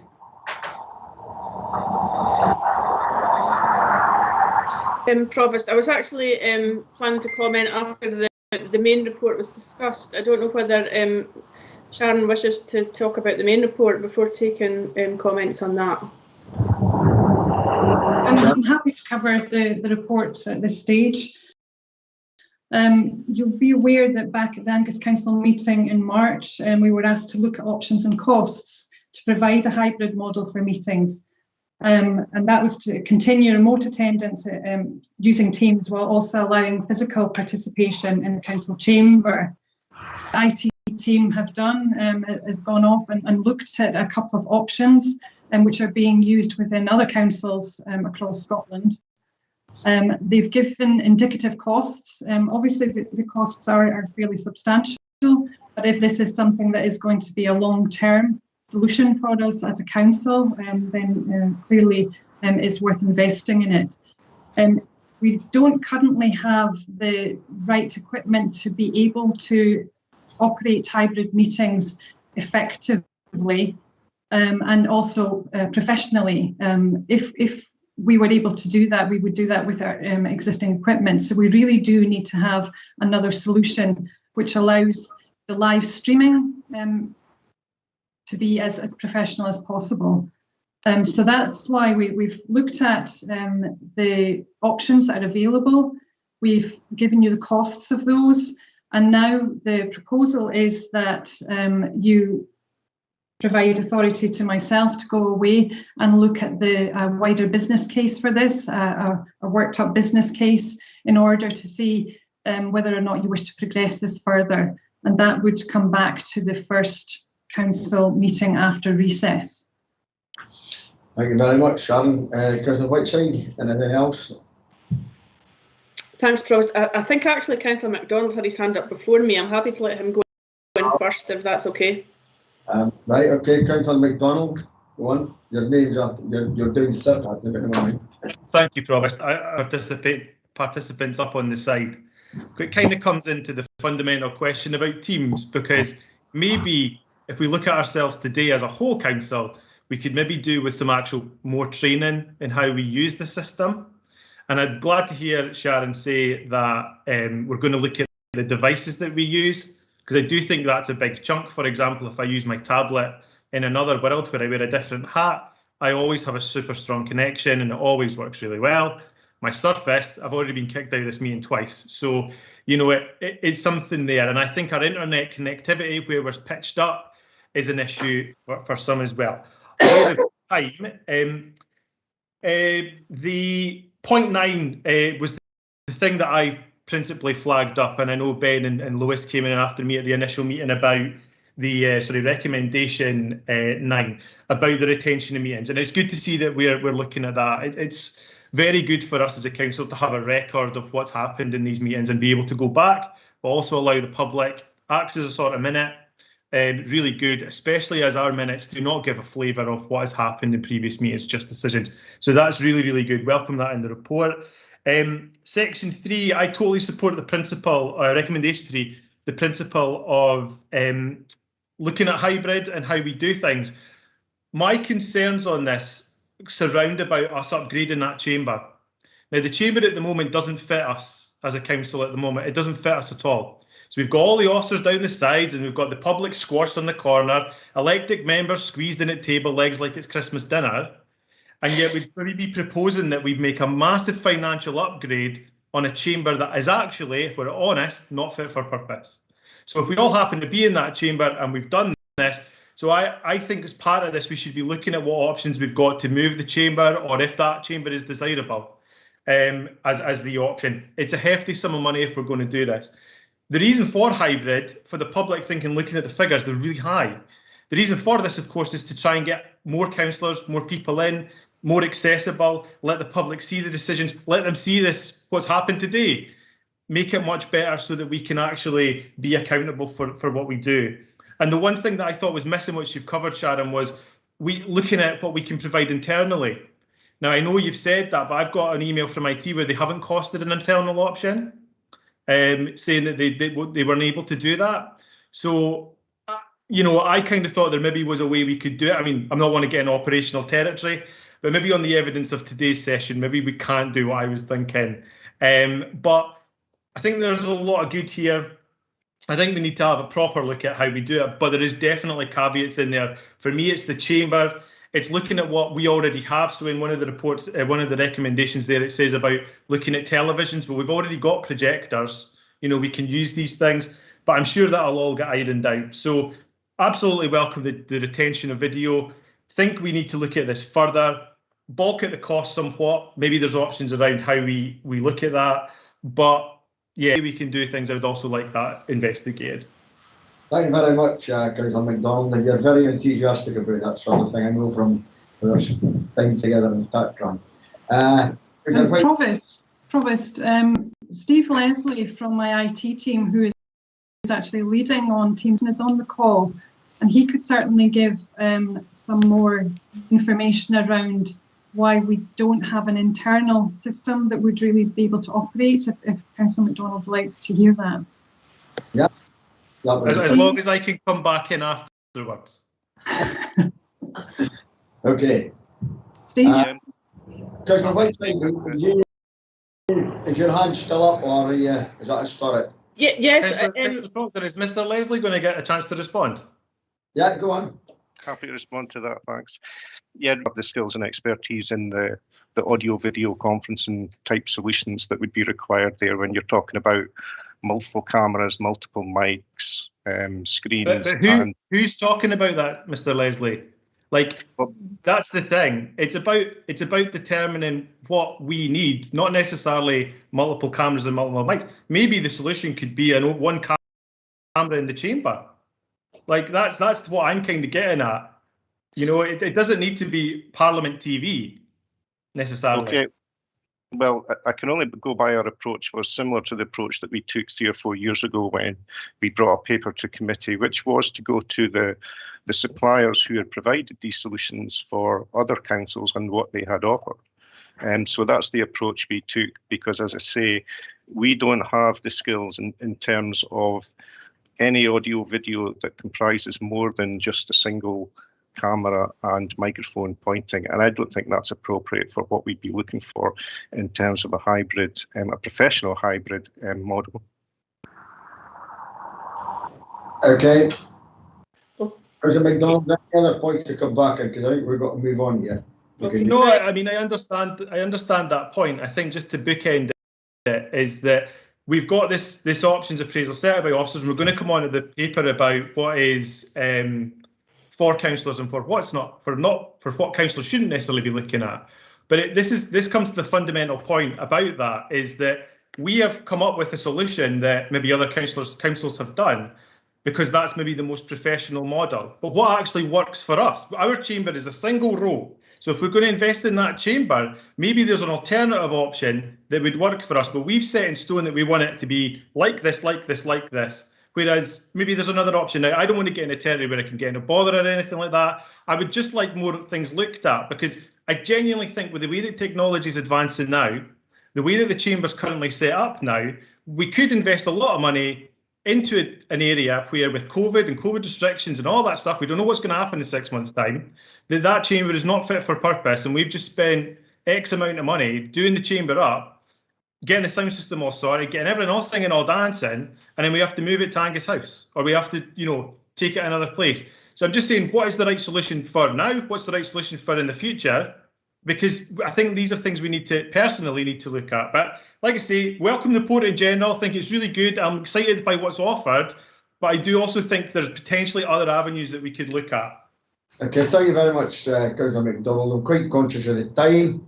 Councillor Whiteside, are you still got a hand up? Yes, I'll try and be quite brief because Councillor MacDonald's covered quite a lot of what I was going to say. I do think it's really important to push forward with a hybrid model for reasons of accessibility in the future. He makes good points about the chamber. What I feel is that the scope of the business case should definitely be widened as to what we're getting told here. It's both solutions are all singing, all dancing. There may be other solutions. I realise it's quite complicated, and I wonder if one thing that we could possibly look at is a new member of IT staff who is specialist in this area, because compared to the ongoing hosting costs, etc., for the solutions that we've been presented with, that might present better value in the long term. So just a expectation that the business scope will be as full as it needs to be going forward. But thank you for all the information. Thanks very much, Councillor White. Sharon, do you want to come back on any of these points? Just to say, absolutely, I'm listening and hearing what you're saying, and I will take that on board and build it into the business case. Okay, thank you. Councillor Bell, you're sitting patient. Thank you very much, Prod. On that, I think the business case there missed a bit of a trick in terms of forward planning for encouraging a more diverse range of people to stand up for election. If we preempt the reasonable adjustments, perhaps, that might make it easier for people with a range of needs, and also to reduce our travel costs. I think that's really important, and to accommodate people with work commitments, so that people aren't travelling so much. I really think going forward we need to think ahead about who will be sitting around that table as well as who will be watching. So democracy in the round, if you like, to see that teased out, please, Sharon. Thanks. Okay, thank you very much, Councillor Bell. Councillor Moore. Thank you, Provost. Yes, I have concerns about Item 8 using Teams. It's very embarrassing when you drop out of a meeting when you're chairing it. And last week that happened to me 3 times in one meeting. We're regularly having problems. I'm now logging it on the systems to help officers understand what's happening and when, because I think if you have more information, then you can possibly see a pattern. I looked at the business cases and the costs were expensive. £3,100 for 2 65-inch TVs, and I can go to PC World and buy them for less than £1,000 each. So but that's yours. I'm just agreeing with Councillor MacDonald here. What's right for us? Are we talking about staying in the chamber? Is there an option, if we are now hot desking and looking at hybrid working and possibly officers not being in Angus House all the time, is there an area of Angus House where we can accommodate this and put together a business case for the remote working, for all the cameras, etc.?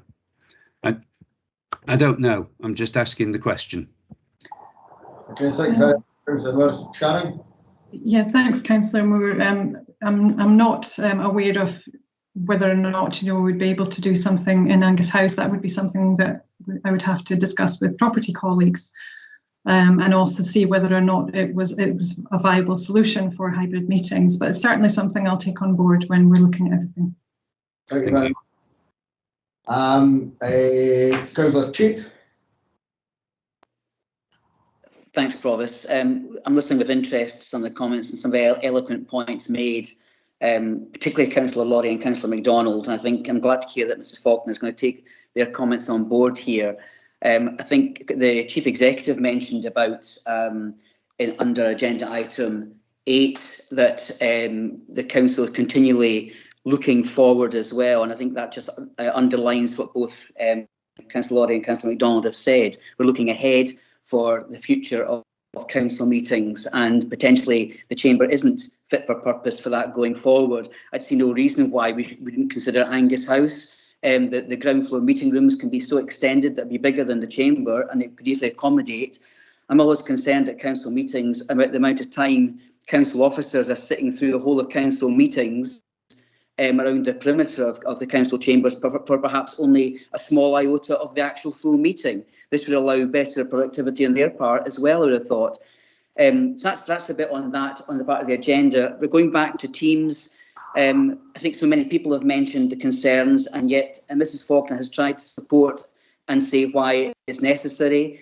Well, it has to be fit for purpose. I think we all agree that. So can I suggest that the IT department over the recess take everyone's Surface Pros and everyone's phones, of which mine is slower than a snail on casters, to actually take the phones and make them fit for purpose to adopt and adapt to Teams, because really it's what we're seeing again today is just second rate. And I think really if we're going to pin our flag to Teams, we have to make it workable. And if it's not, then we have to find an alternative regardless. And I'm sorry, the security issue on Zooms it seems to be the only one thing that's been brought up as to why it's not practical, and Zooms work brilliantly. So if we're going to insist on Teams, we need to get it working properly. So can we have IT please take our IT and make it fit for purpose, because when we come back from recess, we'll still be on Teams. So I really want to ensure that it's working by that time. Okay, thank you. Sharon, you want Yeah, thank you. Yes, absolutely take on board what you're saying around the devices, and I'll speak to Caroline Cooper, our service leader for IT, to ensure that we can have a look at all of the devices for the councillors during recess. Thank you very much, Sharon. Thank you very much. We're waiting very patiently. Councillor Hans. Thank you, Provost. I have a few questions. If you don't mind, I'll ask my questions first, and then I've got a comment afterwards as well. Just listening to people's comments about Microsoft Teams and the issues people have been having, I just wonder as well, is it possible to look at whether people need access to broadband boosts within their local area? Could that improve with the signal? The other thing is as well, in large meetings in NHS Tayside, we sit with cameras off. So could that be a possible solution as well? And I know it's going to be recorded for the general public, so I don't know if people have their cameras off, if there's something that could be superimposed with their council ID or whatever. And I'm also wondering, where people are sharing, is it possible also to consider the use of headsets, and that might actually stop some of the feedback noise that we're getting?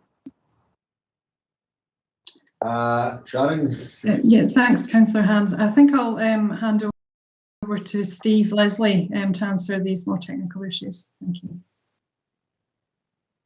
Thanks. Yeah, in terms of headsets, yeah, they're possible. I use one myself, as you'll see. They can be uncomfortable, obviously. We have the recommendation is that if you have connection problems for any, or performance issues around the connection for any types of meetings, is to consider turning off video. It's not the best solution, but that does help. In terms of other aspects, we will look into those and provide any guidance we can. Okay, and in terms of my comments, Provost, yeah. I can't help but thinking this discussion, we're 11 months away from a new council. We don't know what the makeup of the new members are going to be, but I think obviously there's been a lot of things covered in this report, but I think one of the opportunities that has been missed is actually speaking to individual members and find out what the issues are in terms of access to the chamber. And also, we still don't know yet about what the profile is likely to be in terms of those that are likely to want to use the chamber and those that are wanting to attend remotely. So I just find it really the idea of looking Okay, thank you very much. Sharon, any comment? Anybody want to come back to Councillor Hans? Yes, Councillor Hans, I'm again, you know, I would be happy to speak to members about issues. Obviously, we'll be contacting members around their devices, so we'll have an opportunity at that point to have a discussion around any other issues and anything else that you want to raise. So I'm happy to take that on board. Okay. Just an observation, Provost. I don't know if everybody else has got it, but Councillor Hans is currently frozen, so she's likely not to have heard that response. I noticed that. Can anybody hear me now? Yes. Yeah. Can anybody hear me now? Yeah. Yes, I can hear you. Yeah. Oh yeah, you can. Sorry, I don't know where I got to. Well, I don't know, but I heard you absolutely strength 5, and I'm deaf. I heard you very well. I mean, basically, though, I think this is the wrong time to be taking a decision because there's so many unknowns we don't know about, and certainly I have a big concern about the second proposal and putting document production out to an outside agency as well, because again, you know, what impact will that have on council resources and funding? Because I'm pretty sure they couldn't deal with the documentation I'm requiring, and that would certainly add to the cost if they did. I just think there's too many unknowns for us to take a decision today. I don't even know if bringing it back after recess is a logical decision to make either. I would think fine, there's work that could be going ongoing over the next few months, but I don't think this is a decision that this council should take. I think it should be done at the beginning of the next council. Okay, Councillor Hans. Councillor Turner.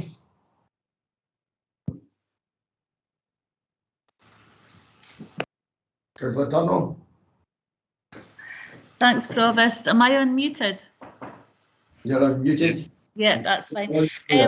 Sheila's covered a wee bit of what I was thinking as well. The other thing that's come across is on Wi-Fi. I mean, obviously, I've got BT fibre, the fastest you can get here in Arbroath.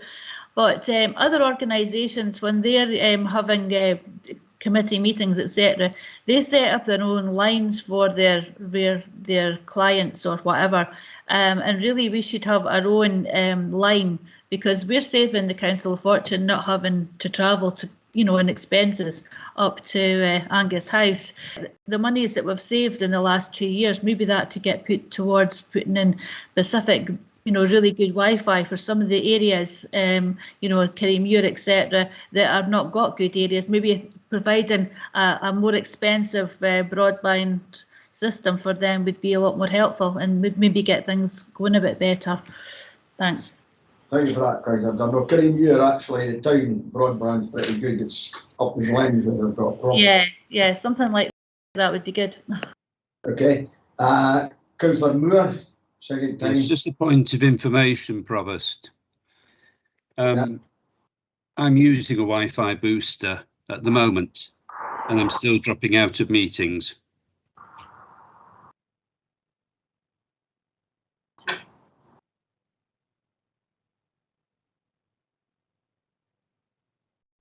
You've gone on mute.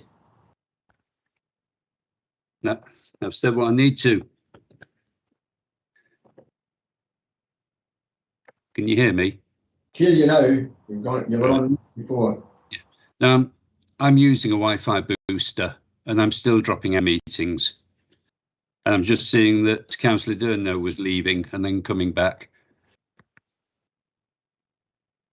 So we need to look at it. Thank you. Councillor Stewart. A couple of comments there. I was going back to Councillor MacDonald when he said there that Councillor Hans had frozen on his screen. Councillor Hans was fine on my screen. She was moving about and I could hear her and whatever. So it's different councillors in different ways. But my experience with Teams, now I use Teams on my own personal computer and I don't experience any problems whatsoever using my own personal computer. I've got super fast fibre or whatever, it's the fastest fibre you can get, and I have download speeds of something like about 59 or 60 megs a second, whatever the case is. But when I do it on Teams through the council computer, if you run the thing like what they call speed test, I'm lucky if I'm getting about 2 or 3 meg. Now, whether that is a firewall or something within a security feature within the council's systems, I don't know. But there seems to be something within the council computers that basically causes this. Now, moving on, I mean, I've also had some other issues with my council Surface Pro.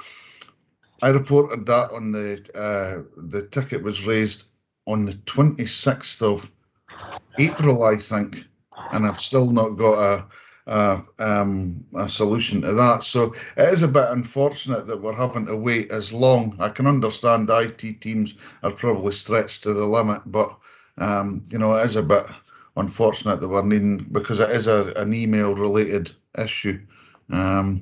So that's all I wanted to say. Thanks. Thank you very much for that, Councillor Stewart. John, do you want to say? Yeah, that's a long time to have had to wait, and I'll pick up on that, Councillor Stewart, and get someone to get in touch with you from the service desk. Okay, thank you very much. Councillor McMillan Douglas.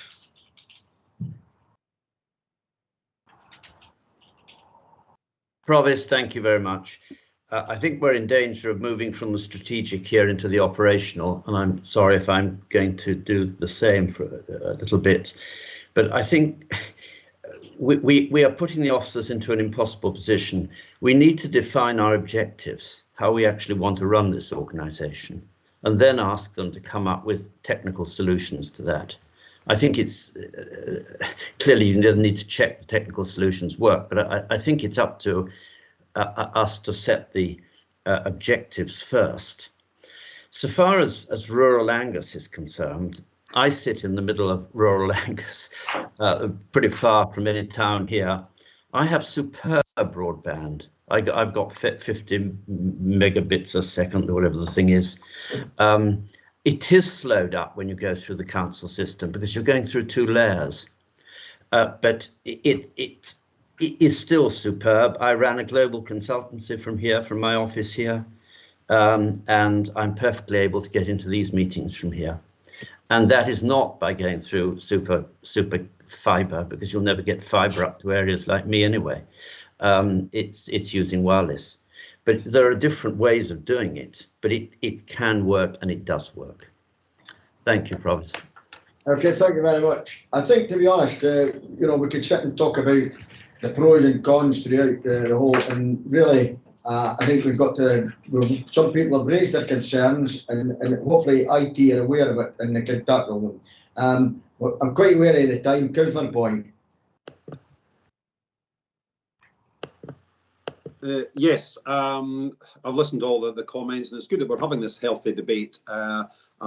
This is what the Chamber's all about, but clearly Teams isn't working. I know the comment was made earlier on that everyone's using Teams, but is everyone happy using Teams? My partner is a senior lecturer over at St Andrews University, and his exact words were, "I hate Teams." So it seems that it can well be that we're all maybe using it in the public sector, though universities are seen as private sector, but they may be seen as doing it, but it's clearly not working. It clearly wasn't working at 10 o'clock this morning when we started. It makes us look at an embarrassment to the people of Angus that were in this situation. So I'm falling under the Councillor Hans's comments that I'm not against the principle. I think the whole principle is correct.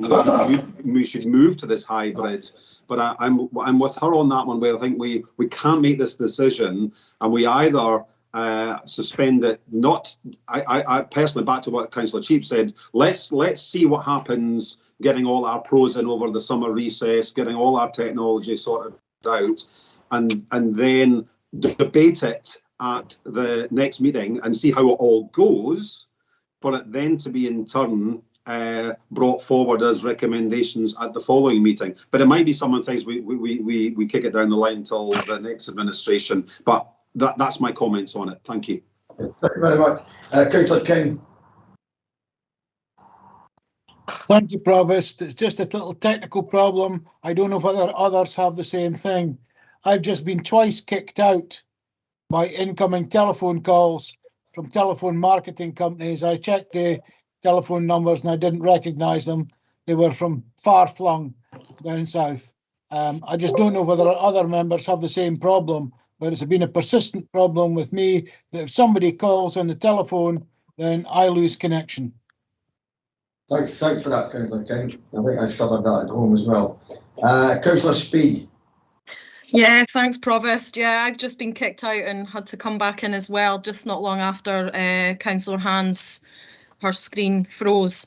I think, yeah, there's been some great discussion and points raised today, and I think ultimately it is about finding what is most accessible and what will meet the range, you know, the wide range of diverse needs within council and our wider members of the public, so that they too feel just as much a part and can take part.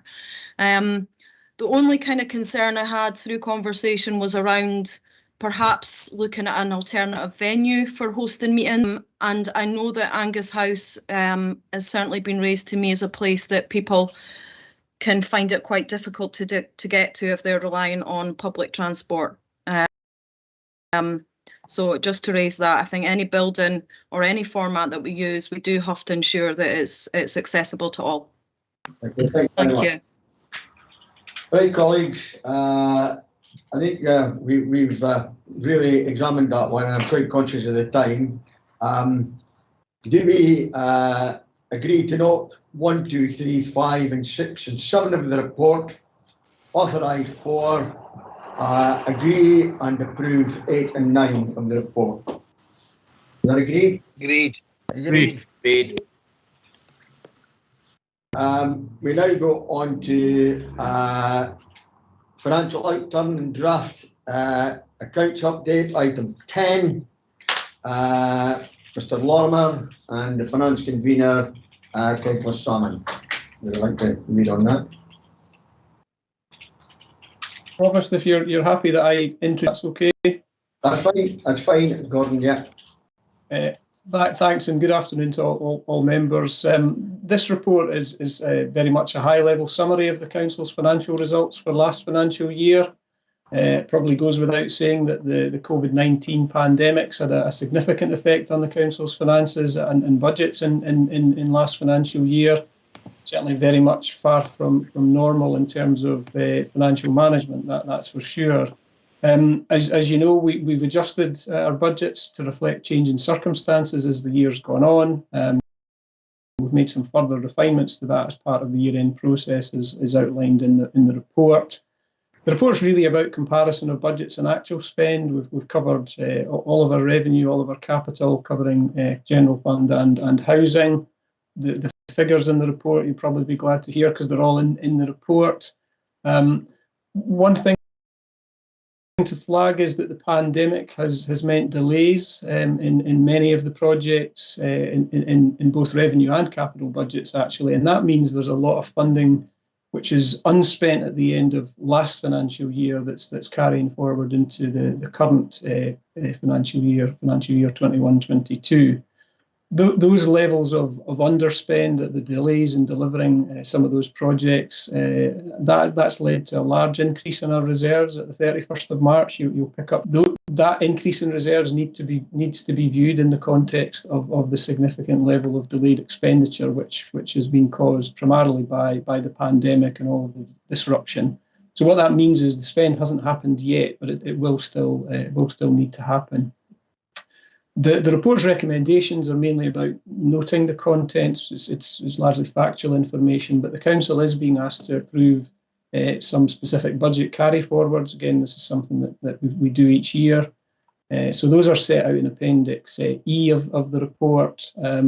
because it's important that services know that they have those funds available in order to get on with the projects and implement the proposals as are set out. I think whilst the pandemic has disrupted our finances and plans to a large extent, the report also confirms we've been able to contain all of the additional costs caused by within the extra funds that have been provided. And we've also got some funding still available on an uncommitted basis to help with the financial challenges that are still ahead of us, Provost. So that's all I wanted to say by way of introduction. I'll be happy to answer any questions after Councillor Salmond has spoken.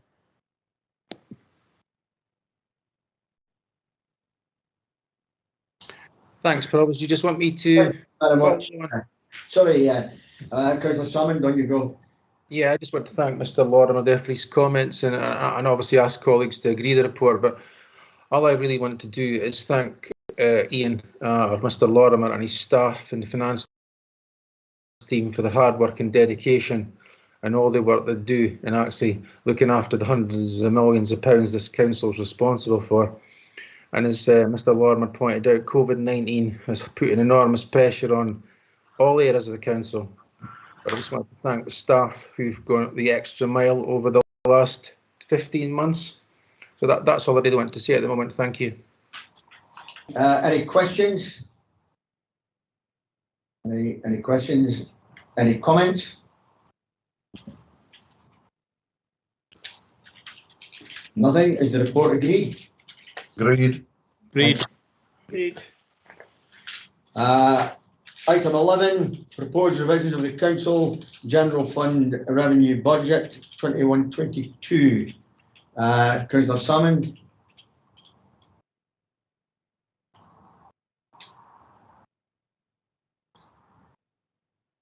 Mark, you're muted. Yeah, sorry, once I get off mute. No, I wasn't really intending to say anything here. Really, if any colleagues have questions for officers, that's probably the best way to handle this. Any questions or any comments on agenda item 11? Right. You agree to note A and F and approve B, C, D and E.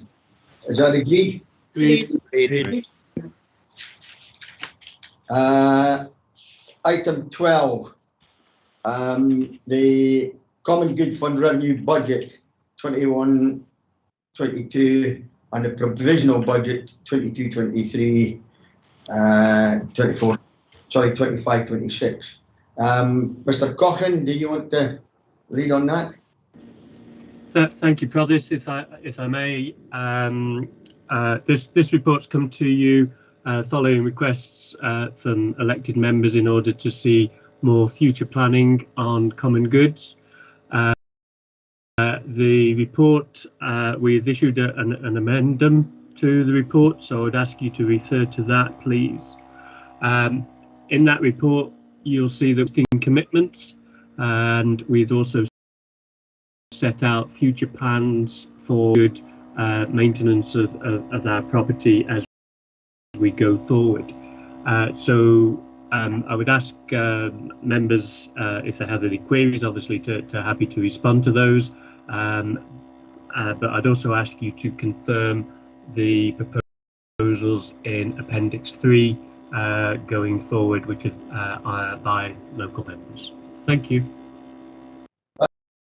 Thank you very much. As I found the addendum, it was put out to me that it was urgent to make sure the papers were up to date, and I agreed to the addendum going out.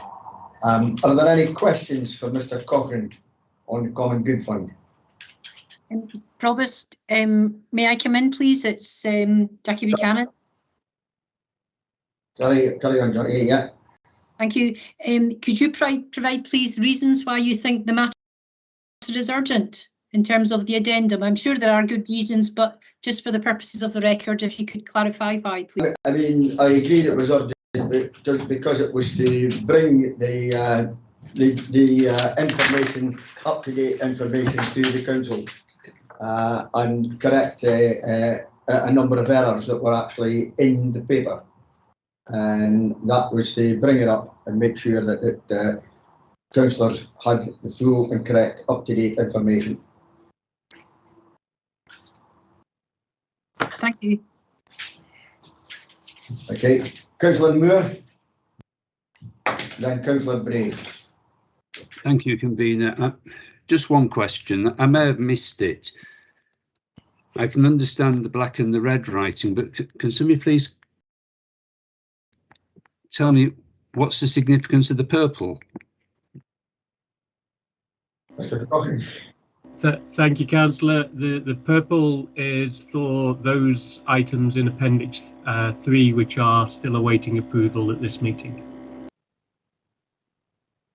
Okay, thank you very much. Please. Thank you. Thank you, convener. Yes, well, of course, it is rather worrying as a trustee of all common goods, like the rest of you are, that we see six-figure deficits appearing some places. My question is, well, I'm very glad to see that we're getting this information coming forward now, very useful, and gives us information that we perhaps need to act in the best interests of the various common good funds. Now, I do note that we have tables there that are showing specific budgets for specific assets in the various boroughs, but together income figure for each of the common good funds. I would find it very useful if, for example, with the Brecon Municipal Building, when we see the amount that we're going to spend on it, or planning to spend next years, it would be useful to have a figure there for what revenue is generated from the building. And I know that information can be found, but it would just be, I think, clearer if it was presented in these papers in future. Thanks. Okay, thank you very much, Councillor Bray. Mr. Cochrane, do you want to reply? Through yourself, Provost, thank you, Councillor Bray, for your comment. I think that's useful. As I said at the start, this is the first year that we've brought this type of report to you. So happy to work with finance colleagues to continue that development of the report in future years. So thank you for your comment. Thanks. Councillor Stewart. Thanks, Provost. Yeah, it was just a question on the Montrose part of this report. In purple, we've got current request decision to be determined. Can Mr. Cochrane just tell us a bit more about that? Is that regarding what we've already been asked to look at? Mr. Cochrane. Thank you, brothers, for yourself. Thank you, Councillor Stewart. Yes, indeed, it's the emails that I've been communicating with yourself and the fellow ward councillors around projects that have come forward. In fact, some of them have actually appeared as we were writing this report, which has made some of the accountancy a little bit challenging. So it is matters that we've dealt with ward members through emails, and I'm happy to pick up that further if you require. Yeah, can I just come back in there, Provost? I'm not sure that the Montrose councillors, maybe they have, but certainly I haven't given a decision on that, so I'm not sure if the other Montrose councillors have, and it obviously it's enough to carry it through. Can you comment on that, Mr. Cochrane, please? Thank you, Councillor Stewart. That's why it's in purple, and it states that it's a current request decision to be determined, and that will need to be a later date, but we're still anticipating that being resolved in 21-22, so we've included it as a potential commitment at this stage. Excellent, thank you. Thank you very much, Councillor Whiteside. Provost, just a question about the apportionment of the costs for the legal review. I'm just wondering if they've been apportioned fairly, given that Arbroath's review has already been largely carried out. Are the remaining common good funds being adversely affected by those costs? And also, is the central support services costs entirely fair, given that Brechin, Forfar and Montrose are all the same, but Brechin's common good is a lot lower in value?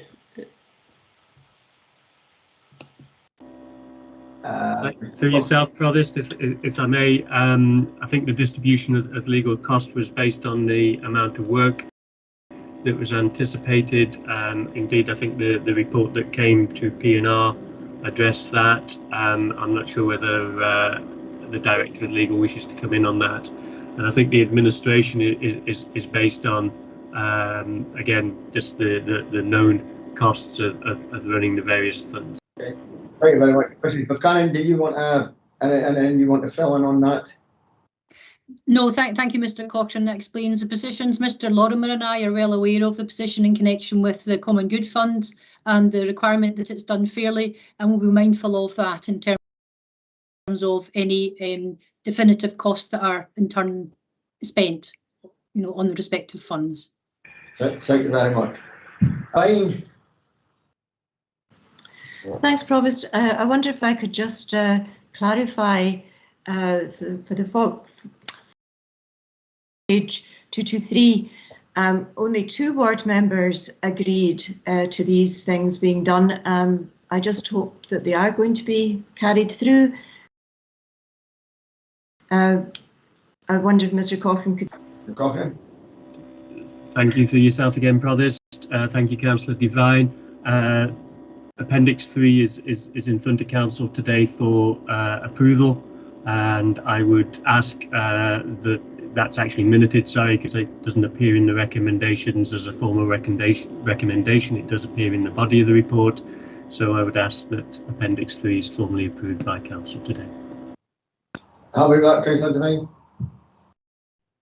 Okay. Sorry? Any other, sorry, do you have another point, Councillor Devine? No. Okay. Any other comments or questions? Colleagues, is the report agreed? Agreed. Just Clark could confirm that that's subject to the corrections and revisions contained in the addendum. Sorry? That is subject to the corrections and revisions contained in the addendum. Yeah, and that report is agreed subject to the corrections that are outlined in the addendum.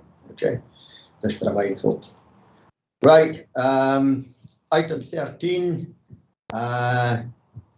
Council's approach to consultation and engagement in our plans and budgets. Mr. Lorimer. Thank you, Provost. This report might look a little bit familiar to members. We had a similar report came to Council in December. At that point, we were looking at doing a consultation around our 21-22 Council plan and associated budget. In December, Council agreed that we not do that for 21-22, but we do it for 22-23. Subject to bringing a report back to Council in June. So that's what this report is effectively doing. The proposals, including the content for the online consultation tools, they're very similar to what was in the December report, but we have updated some of that where necessary because things have moved on effectively. And we've also added options now which allow points, the points available within the simulator tool to be increased. So that's a new development since the last version of what was proposed. We're proposing a 3-strand approach, as is outlined in the report. We want to test out an online budget simulator tool. We've not used anything like that before, so we want to test that out. We want to use the social pinpoint tool to share more information about the Council's plans and budgets, including providing a mechanism to a discussion board type facility. And we're also suggesting in terms of strand 3 to undertake a kind of phone-in question and answer type event. So really quite a number of ways for trying to kind of engage and have a discussion on the Council's plans and the priorities and how that that might influence future budgets. The three strands, I say, are intended to gather that feedback from the public, to get a sense of how the council's priorities are viewed. And it is something that we see as a start of a process of consultation, so we can build on that, perhaps make it more sophisticated into future years.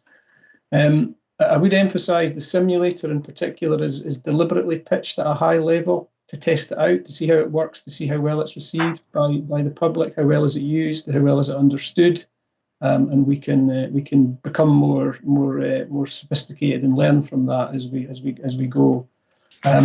So what members have been asked to approve, Provost, is the approach and the intended content for the online tools at appendices A and B, noting that those might be subject to some final minor edits. I've picked up one or two things as I've gone back through the report. We'll have to take the content that's in appendices A and B and put that onto the actual online tool. So we will pick up any final minor edits as part of that process. In terms of timing, the intention is to launch the consultation towards the end of July, beginning of August, run it for around 6 weeks, and then a report would come back to the council meeting in November with the results and the analysis and the reflections on that. So all of those results would be available in good time before the council sets its plans and its budgets for next financial year. We want the participation in this to be as wide as possible. So we've outlined within the Equalities Impact Assessment how we intend to facilitate input by a variety of means. Some of those might depend on COVID restrictions, but we'll just need to see how that plays out. But we've certainly got a number of intentions to ensure there's wide participation, and hopefully, we've all had to get used to the digital world because of the pandemic, and that will encourage a good level of participation. So that was all I wanted to say by way of introduction to the report, Provost, but happy to take any questions on it.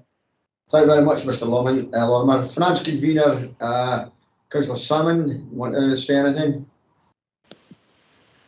I would actually like to, but maybe we should get questions first, because it's probably one of the more important reports that's actually coming before us today.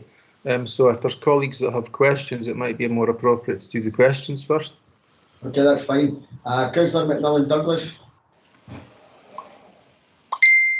Provost, mine's a comment, not a question. So let it go on, please. Okay. Councillor Hahn, question? I've got 3 questions. Yeah. First of all, I would like to ask, in terms of the phone line, is that going to be a free phone line? Because obviously, if it's not, there's a lack of parity between access for people that have free online access and those that don't. The other one is, and I do remember mentioning this in December, and I'll mention it again. And I know, obviously, equalities data is voluntary, but we really, really need to factor that in to this exercise, because ultimately, if we've got one of the second priority in the council plan is to maximise inclusion, reduce inequality, we've got to make sure that we open this process up as widely as possible for as many residents in Angus as we can. So we really do need to get some evidence and in terms of who's actually accessing the process, and if we're aware that some groups are not represented, then we do need to factor in other means of people accessing before the whole thing goes live. Otherwise, it's not going to be as effective or robust as it possibly can. And that kind of leads on to my third point, because as we were mentioning in item 6 on the report in terms of the, learning from COVID, I think there's a huge learning possibility here in terms of seeing what happens with this process, and let's actually put it down in on paper in terms of having an Angus accessible consultation policy, because we keep on almost reinventing the wheel quite often, and not really learning from one consultation to the other, given the importance of this consultation? Can it be used as a learning process and potentially used as an accessible consultation policy? Okay, thank you very much for that, Councillor Hans. Mr. Lorimer, you want to reply at all, take cognizance of what Councillor Hans has said? Yeah, thanks, Provost. The few points in there. In terms of just deal with them in order.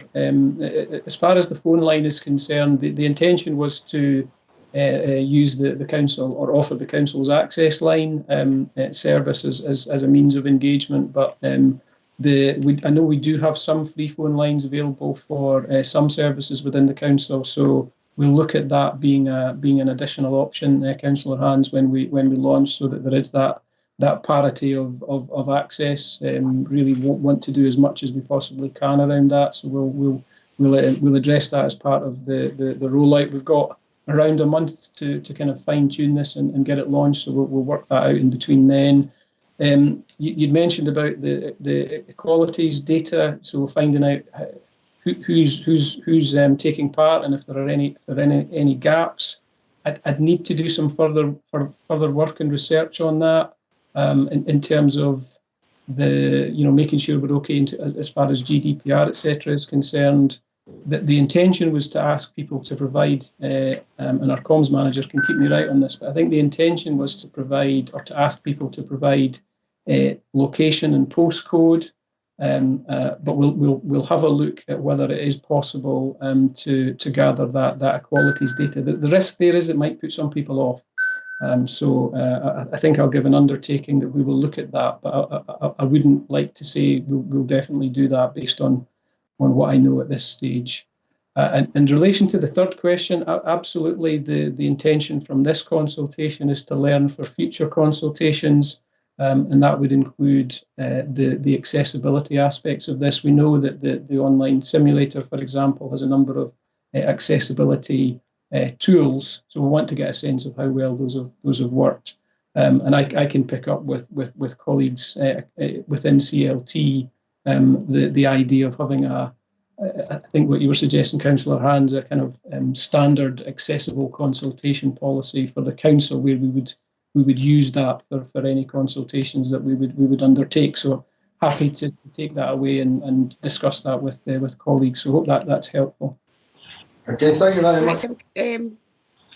Provost, can I just come back in and comment on that? In terms of the second response, the fact that you're asking for people's postcodes, ultimately, we do need to get the equalities data. And again, we have a duty, a public sector equality duty, to foster good relations with people that do and don't have protected characteristics. We've got a responsibility to promote equality. We don't have a duty at all to gather postcodes. So if that was going to be a problem, the GDPR wouldn't be an issue if people were anonymous in their responses. Why do you need the postcodes over actually encouraging people to be able to, and for us to be able to gather the evidence to see that we are getting people from a diverse background? Surely our public sector equality duty trumps any other need for a postcode. Provost, if I can come back, I think I've got myself into a bit of bother by mentioning postcodes. That isn't correct. We were going to ask about locations, but perhaps I can ask Mrs. Stork, the comms manager, to come in, because she's actually had the more detailed engagement with the simulator people, so she can give you a more accurate account of what we're intending to do on that, if that's okay. Okay, thanks very much, Mr. Lorimer. Thanks, Councillor Hans. I'm very conscious of the time, and there are a few hands up, no pun intended, so I want to move on. Councillor Speed. Yeah, thanks, Provost. Yeah, I support Councillor Hans's views and asks. I think we've had good discussion today, and we've recognised throughout many of the agenda items the importance of accessibility and ensuring that we can capture diverse range of views and feedback. So just to make that kind of emphasise that again, but also recognise that not everybody is digitally connected or comfortable using some of those type of platforms such as Social Pinpoint. I often get feedback from people saying it's quite difficult to navigate, or they don't feel comfortable. as well as that not everybody can use the telephone. So Mr. Lorimer did say that there perhaps was other methods and formats being explored, and I think, like Councillor Hand stated, we need to ensure that all means of communication is there for people to participate at the same time, and not like an afterthought where it gets kind of added in at the end, because by that time, you know, people maybe aren't aware that they can take part. So I think we do need to have that template going forward. But if Mr. Lorimer could just explain what the other formats would be other than online or telephone. Thanks. Yeah, thanks, Provost. Thanks, Councillor Speed. I do know that Jane wants to come in on the previous question, but yeah, we're looking at paper versions of the forms and content to be available as well as online, and as well as the phone options. We need to see whether it's possible to have to support people face to face to take part, but that might not be possible in terms of COVID restrictions this year. So those are the kind of main mechanisms we're looking to use, but I don't know whether Jane wants to add anything more to that. Okay, colleagues, I just want to remind you that we've come up to the 3-hour rule. Do we wish to adjourn for 30 minutes and restart at 1:30, or do we want to extend the meeting until 2:30, because I know that a lot of us are maybe going to Andrew Welch's funeral and then reconvene after. So what is the people, colleagues and members happy to extend the meeting to 2:30, or do you wish to have a recess now until 1:30? And we can maybe just I'm happy to crack on. Happy to crack on. Oh, no. Want a recess? Okay, fine. Want a break at least. This is, we've been sitting here forever. Yes, I'm quite happy that we close the meeting and restart at 1:30. Is that what the majority of people want? Provost, can we not finish this item first? Yeah. And then close the meeting? It seems daft coming back to the same item. Happy to finish this item. I'm quite agreeable with that. If you're happy to finish this item, and at the end of the item, we then have a break. Is that what you're saying? Is that the majority for you? Yes. Yes. Right, that's agreed then. Right, thank you very much. Go back to the hands. Councillor Bell. Okay, thank you. Yes, I welcome this paper and this approach, and I just wondered if we could maybe tease a little bit out in the text for the website around exactly who our partners are. We can't assume that readers will know what that means. So other statutory sector partners, but also obviously the third sector, and the value of communities and self-sustaining community groups themselves, and how we work with people. I just think it would help to set it in a greater depth of context if we could do that, and particularly around the Angus Health and Social Care Partnership bit. I think particularly with the COVID in monies coming in, that the options that we have for doing some things differently around what happens in case to tackle some of our wicked problems will be more effective if people understand more of what's going on already. Thanks. Okay, thank you very much. Councillor Praise. Yes, thanks, Provost. At the bottom of page 227, we're told that Angus Council's total budget can be seen as 3 main sections. At the top of page 228, the first on the list is the statutory. This is money we have to spend to meet our legal requirements as a council. We cannot change many aspects of this budget spend. My comment is that, well, we don't ever see a figure for that, and that's always given me a bit of cause for concern, because it's really everything sort of hinges around that figure, and I don't see how you can really do zero-based budgeting without knowing what the statutory obligations cost. But I do appreciate just how difficult it would be to extrapolate a figure for statutory legal requirements. But that's all I wanted to say. Right. Mr. Lorimer, do you want to comment on all?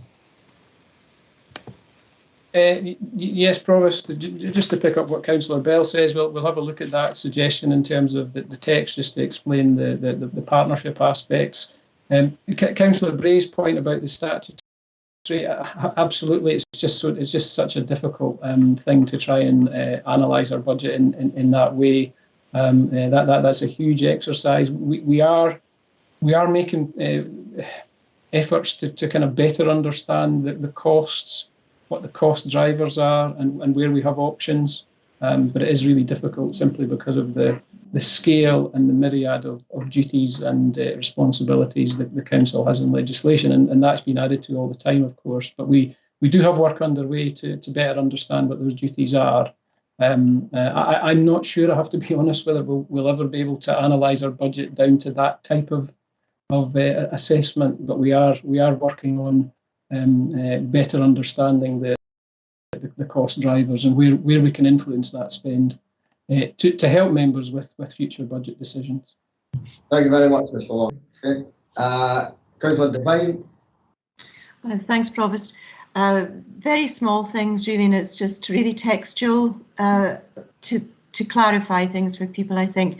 Again, I'm sounding like a broken record, but on page 229, under slider 2, we're talking about encouraging economic growth. If we could put in sustainable economic growth. And then it was down on page 238. Would it be helpful to say where these monies come from? Because we've got sources of gross income, but we call it, the name is the Revenue Support Grant. The source is the Scottish Government. Do you see what I mean? That's not very clear for people to recognise. I was going to pick up on the third parties on page 239, but Councillor Bell's already done that. I think it needs elaboration there so that people know who we're talking about in terms of third parties. Okay, good. Would that be okay? Mr. Lorimer, sorry. Yeah, thanks, Provost. Happy to look at those and make those adjustments if council are supportive of that, of course. Okay. Councillor Durnall. Thanks, Provost. It was just on the social pinpoint consultations.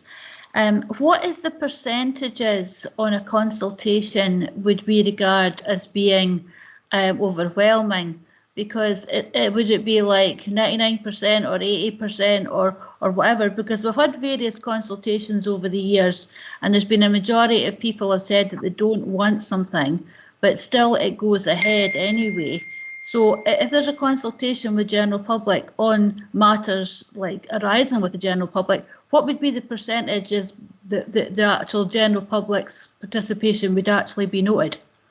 Could you maybe answer that? Because I've had that asked all the time. Mr. Lorimer. Thanks, Provost. I definitely want to bring in Mrs. Stork on this one. She's more tuned into those. You know, what would represent a good response to a consultation more than I am. Happy to come in there if that's all right, Provost. Yeah, carry on, please, Jen. Thank you. Typically, a 5 to 7% response would be huge, but I think that the nub of your question is really getting to if people were expressing a preference, what would represent sort of overwhelming evidence that you'd be difficult to go against. Am I correct in that? Yes, it is. Yes. The general consensus is that the people's votes don't particularly matter because if you've got a population of Arbroath of Angus, you know, Arbroath say 23,000, and you've got 1,000 people don't want something, then that's not the majority. So would a majority be the whole 23,000 population not wanting something, or what percentages would actually matter? Sure. Well, firstly, it's a consultation. It's not a vote in sort of a democratic sense. So it would be an indicative only, and the questions are sort of high level enough that people get a sense of direction of travel as opposed to something very specific. I think some of the other consultations that we've done, which is, do you want this or do you want that?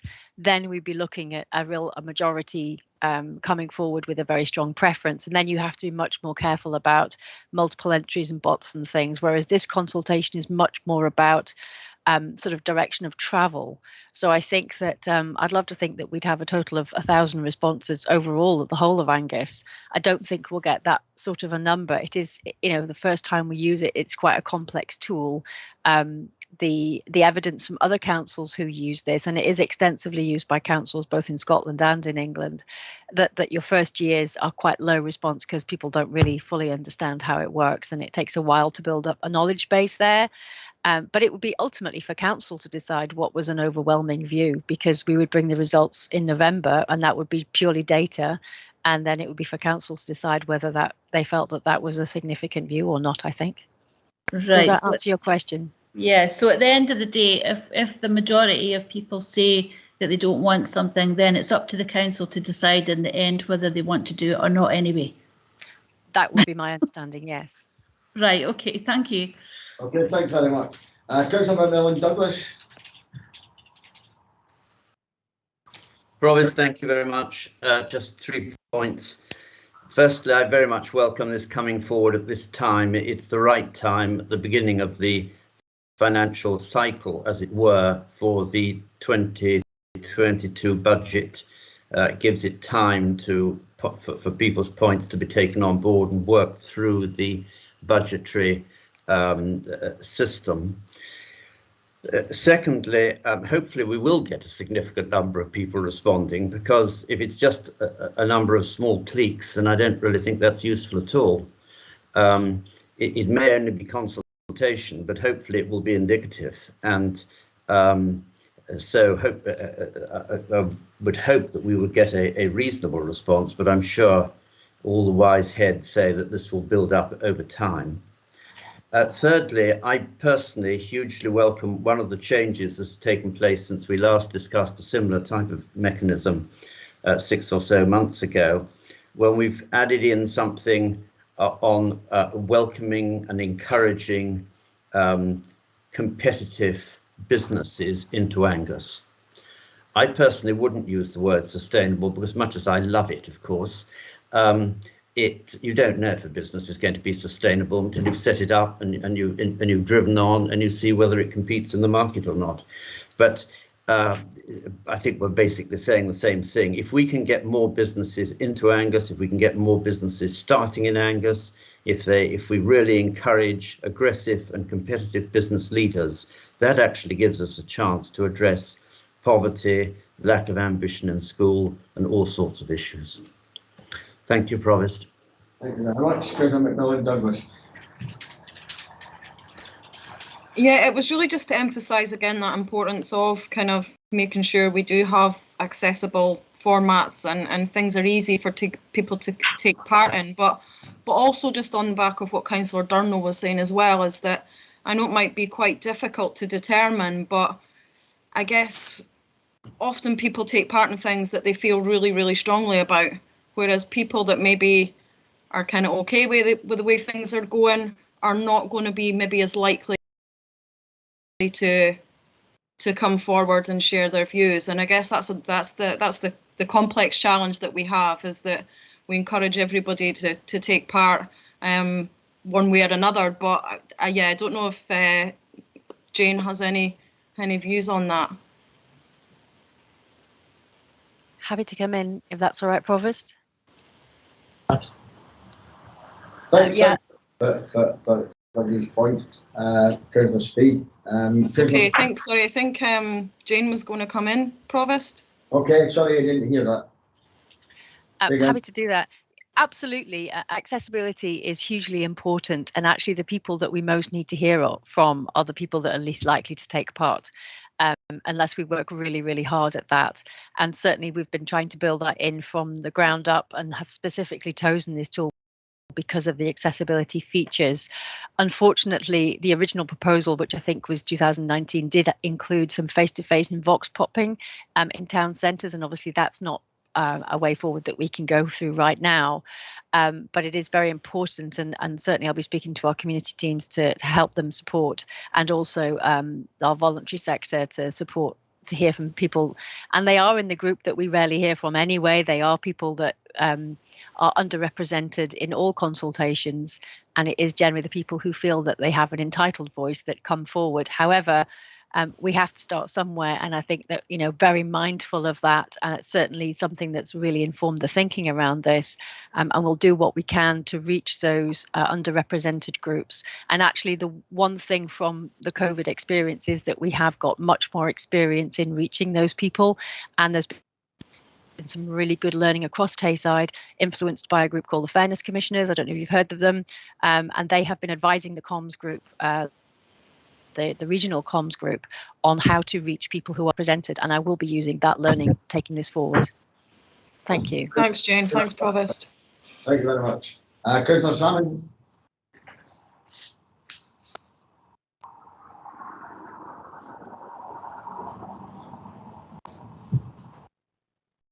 Okay, Councillor Salmon.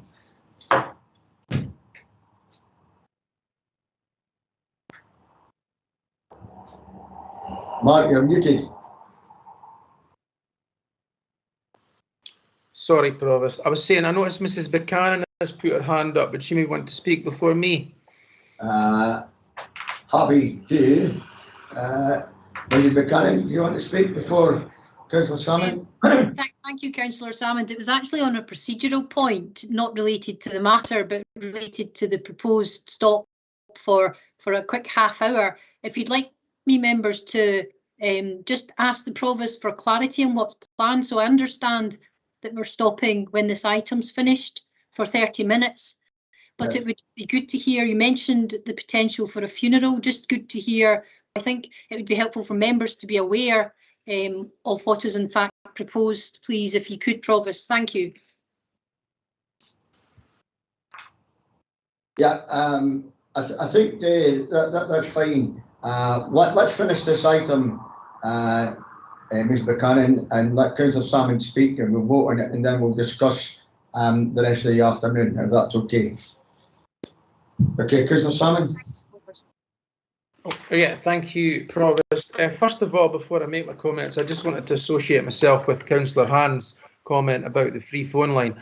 I do agree with her. There should be no financial barriers to people engaging with the council, so I'm sure Mr. Lorimer will take that on board. And also just associate myself with Councillor Hands and Councillor Speed's other observations earlier on. And again, I'm sure Mr. Lorimer will take these observations on board as we move forward. So I just wanted to put my sort of finance convener's hat on now to engage with this report. So comprehensive public engagement on council plans and budgets for 22-23 will be vitally important in helping this council shape future budget decisions.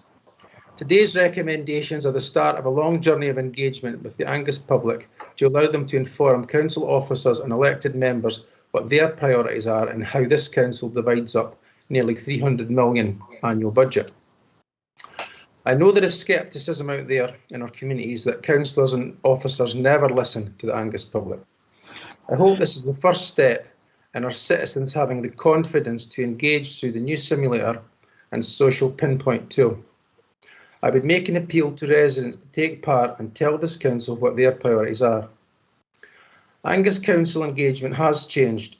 The car parking engagement resulted in over 3,000 responses. Despite our critics telling us we wouldn't listen, we did. Parking charges are suspended till the summer of 22, and on-street parking will move from 30 minutes to 60 minutes. Proof we delivered what the residents asked for. We are about to embark in the next few weeks on public engagement on winter maintenance and public transport to ask the public of Angus their views on ways to make improvements on these services. Again, we will be listening and trying to reshape these services accordingly. Focusing back on today's report, I would just repeat my call for Angus residents to take part in the budget engagement. It's your county. Help your councillor shape its future by speaking up. We are listening. Thank you. Thank you very much, Councillor Salmon. Councillor Speed, is that a historic hand you've got there? Oh, it is. Yeah, it is, Provost. Apologies. Are there any other comments or questions? Okay. Is the report agreed? Agreed. Agreed. Thank you very much. We'll now go into recess for 30 minutes. So that would be to reconvene at 13:39. This afternoon, most of you know that Andrew Welch's funeral takes place. I've been asked to attend as the chief executive, and probably members, other members from the council. So to that effect, I will leave here at 14:30, and the Deputy Provost will take on the meeting. So if we could be back here, in fact that's 13:10, make it 13:40 we'll reconvene. Thank you.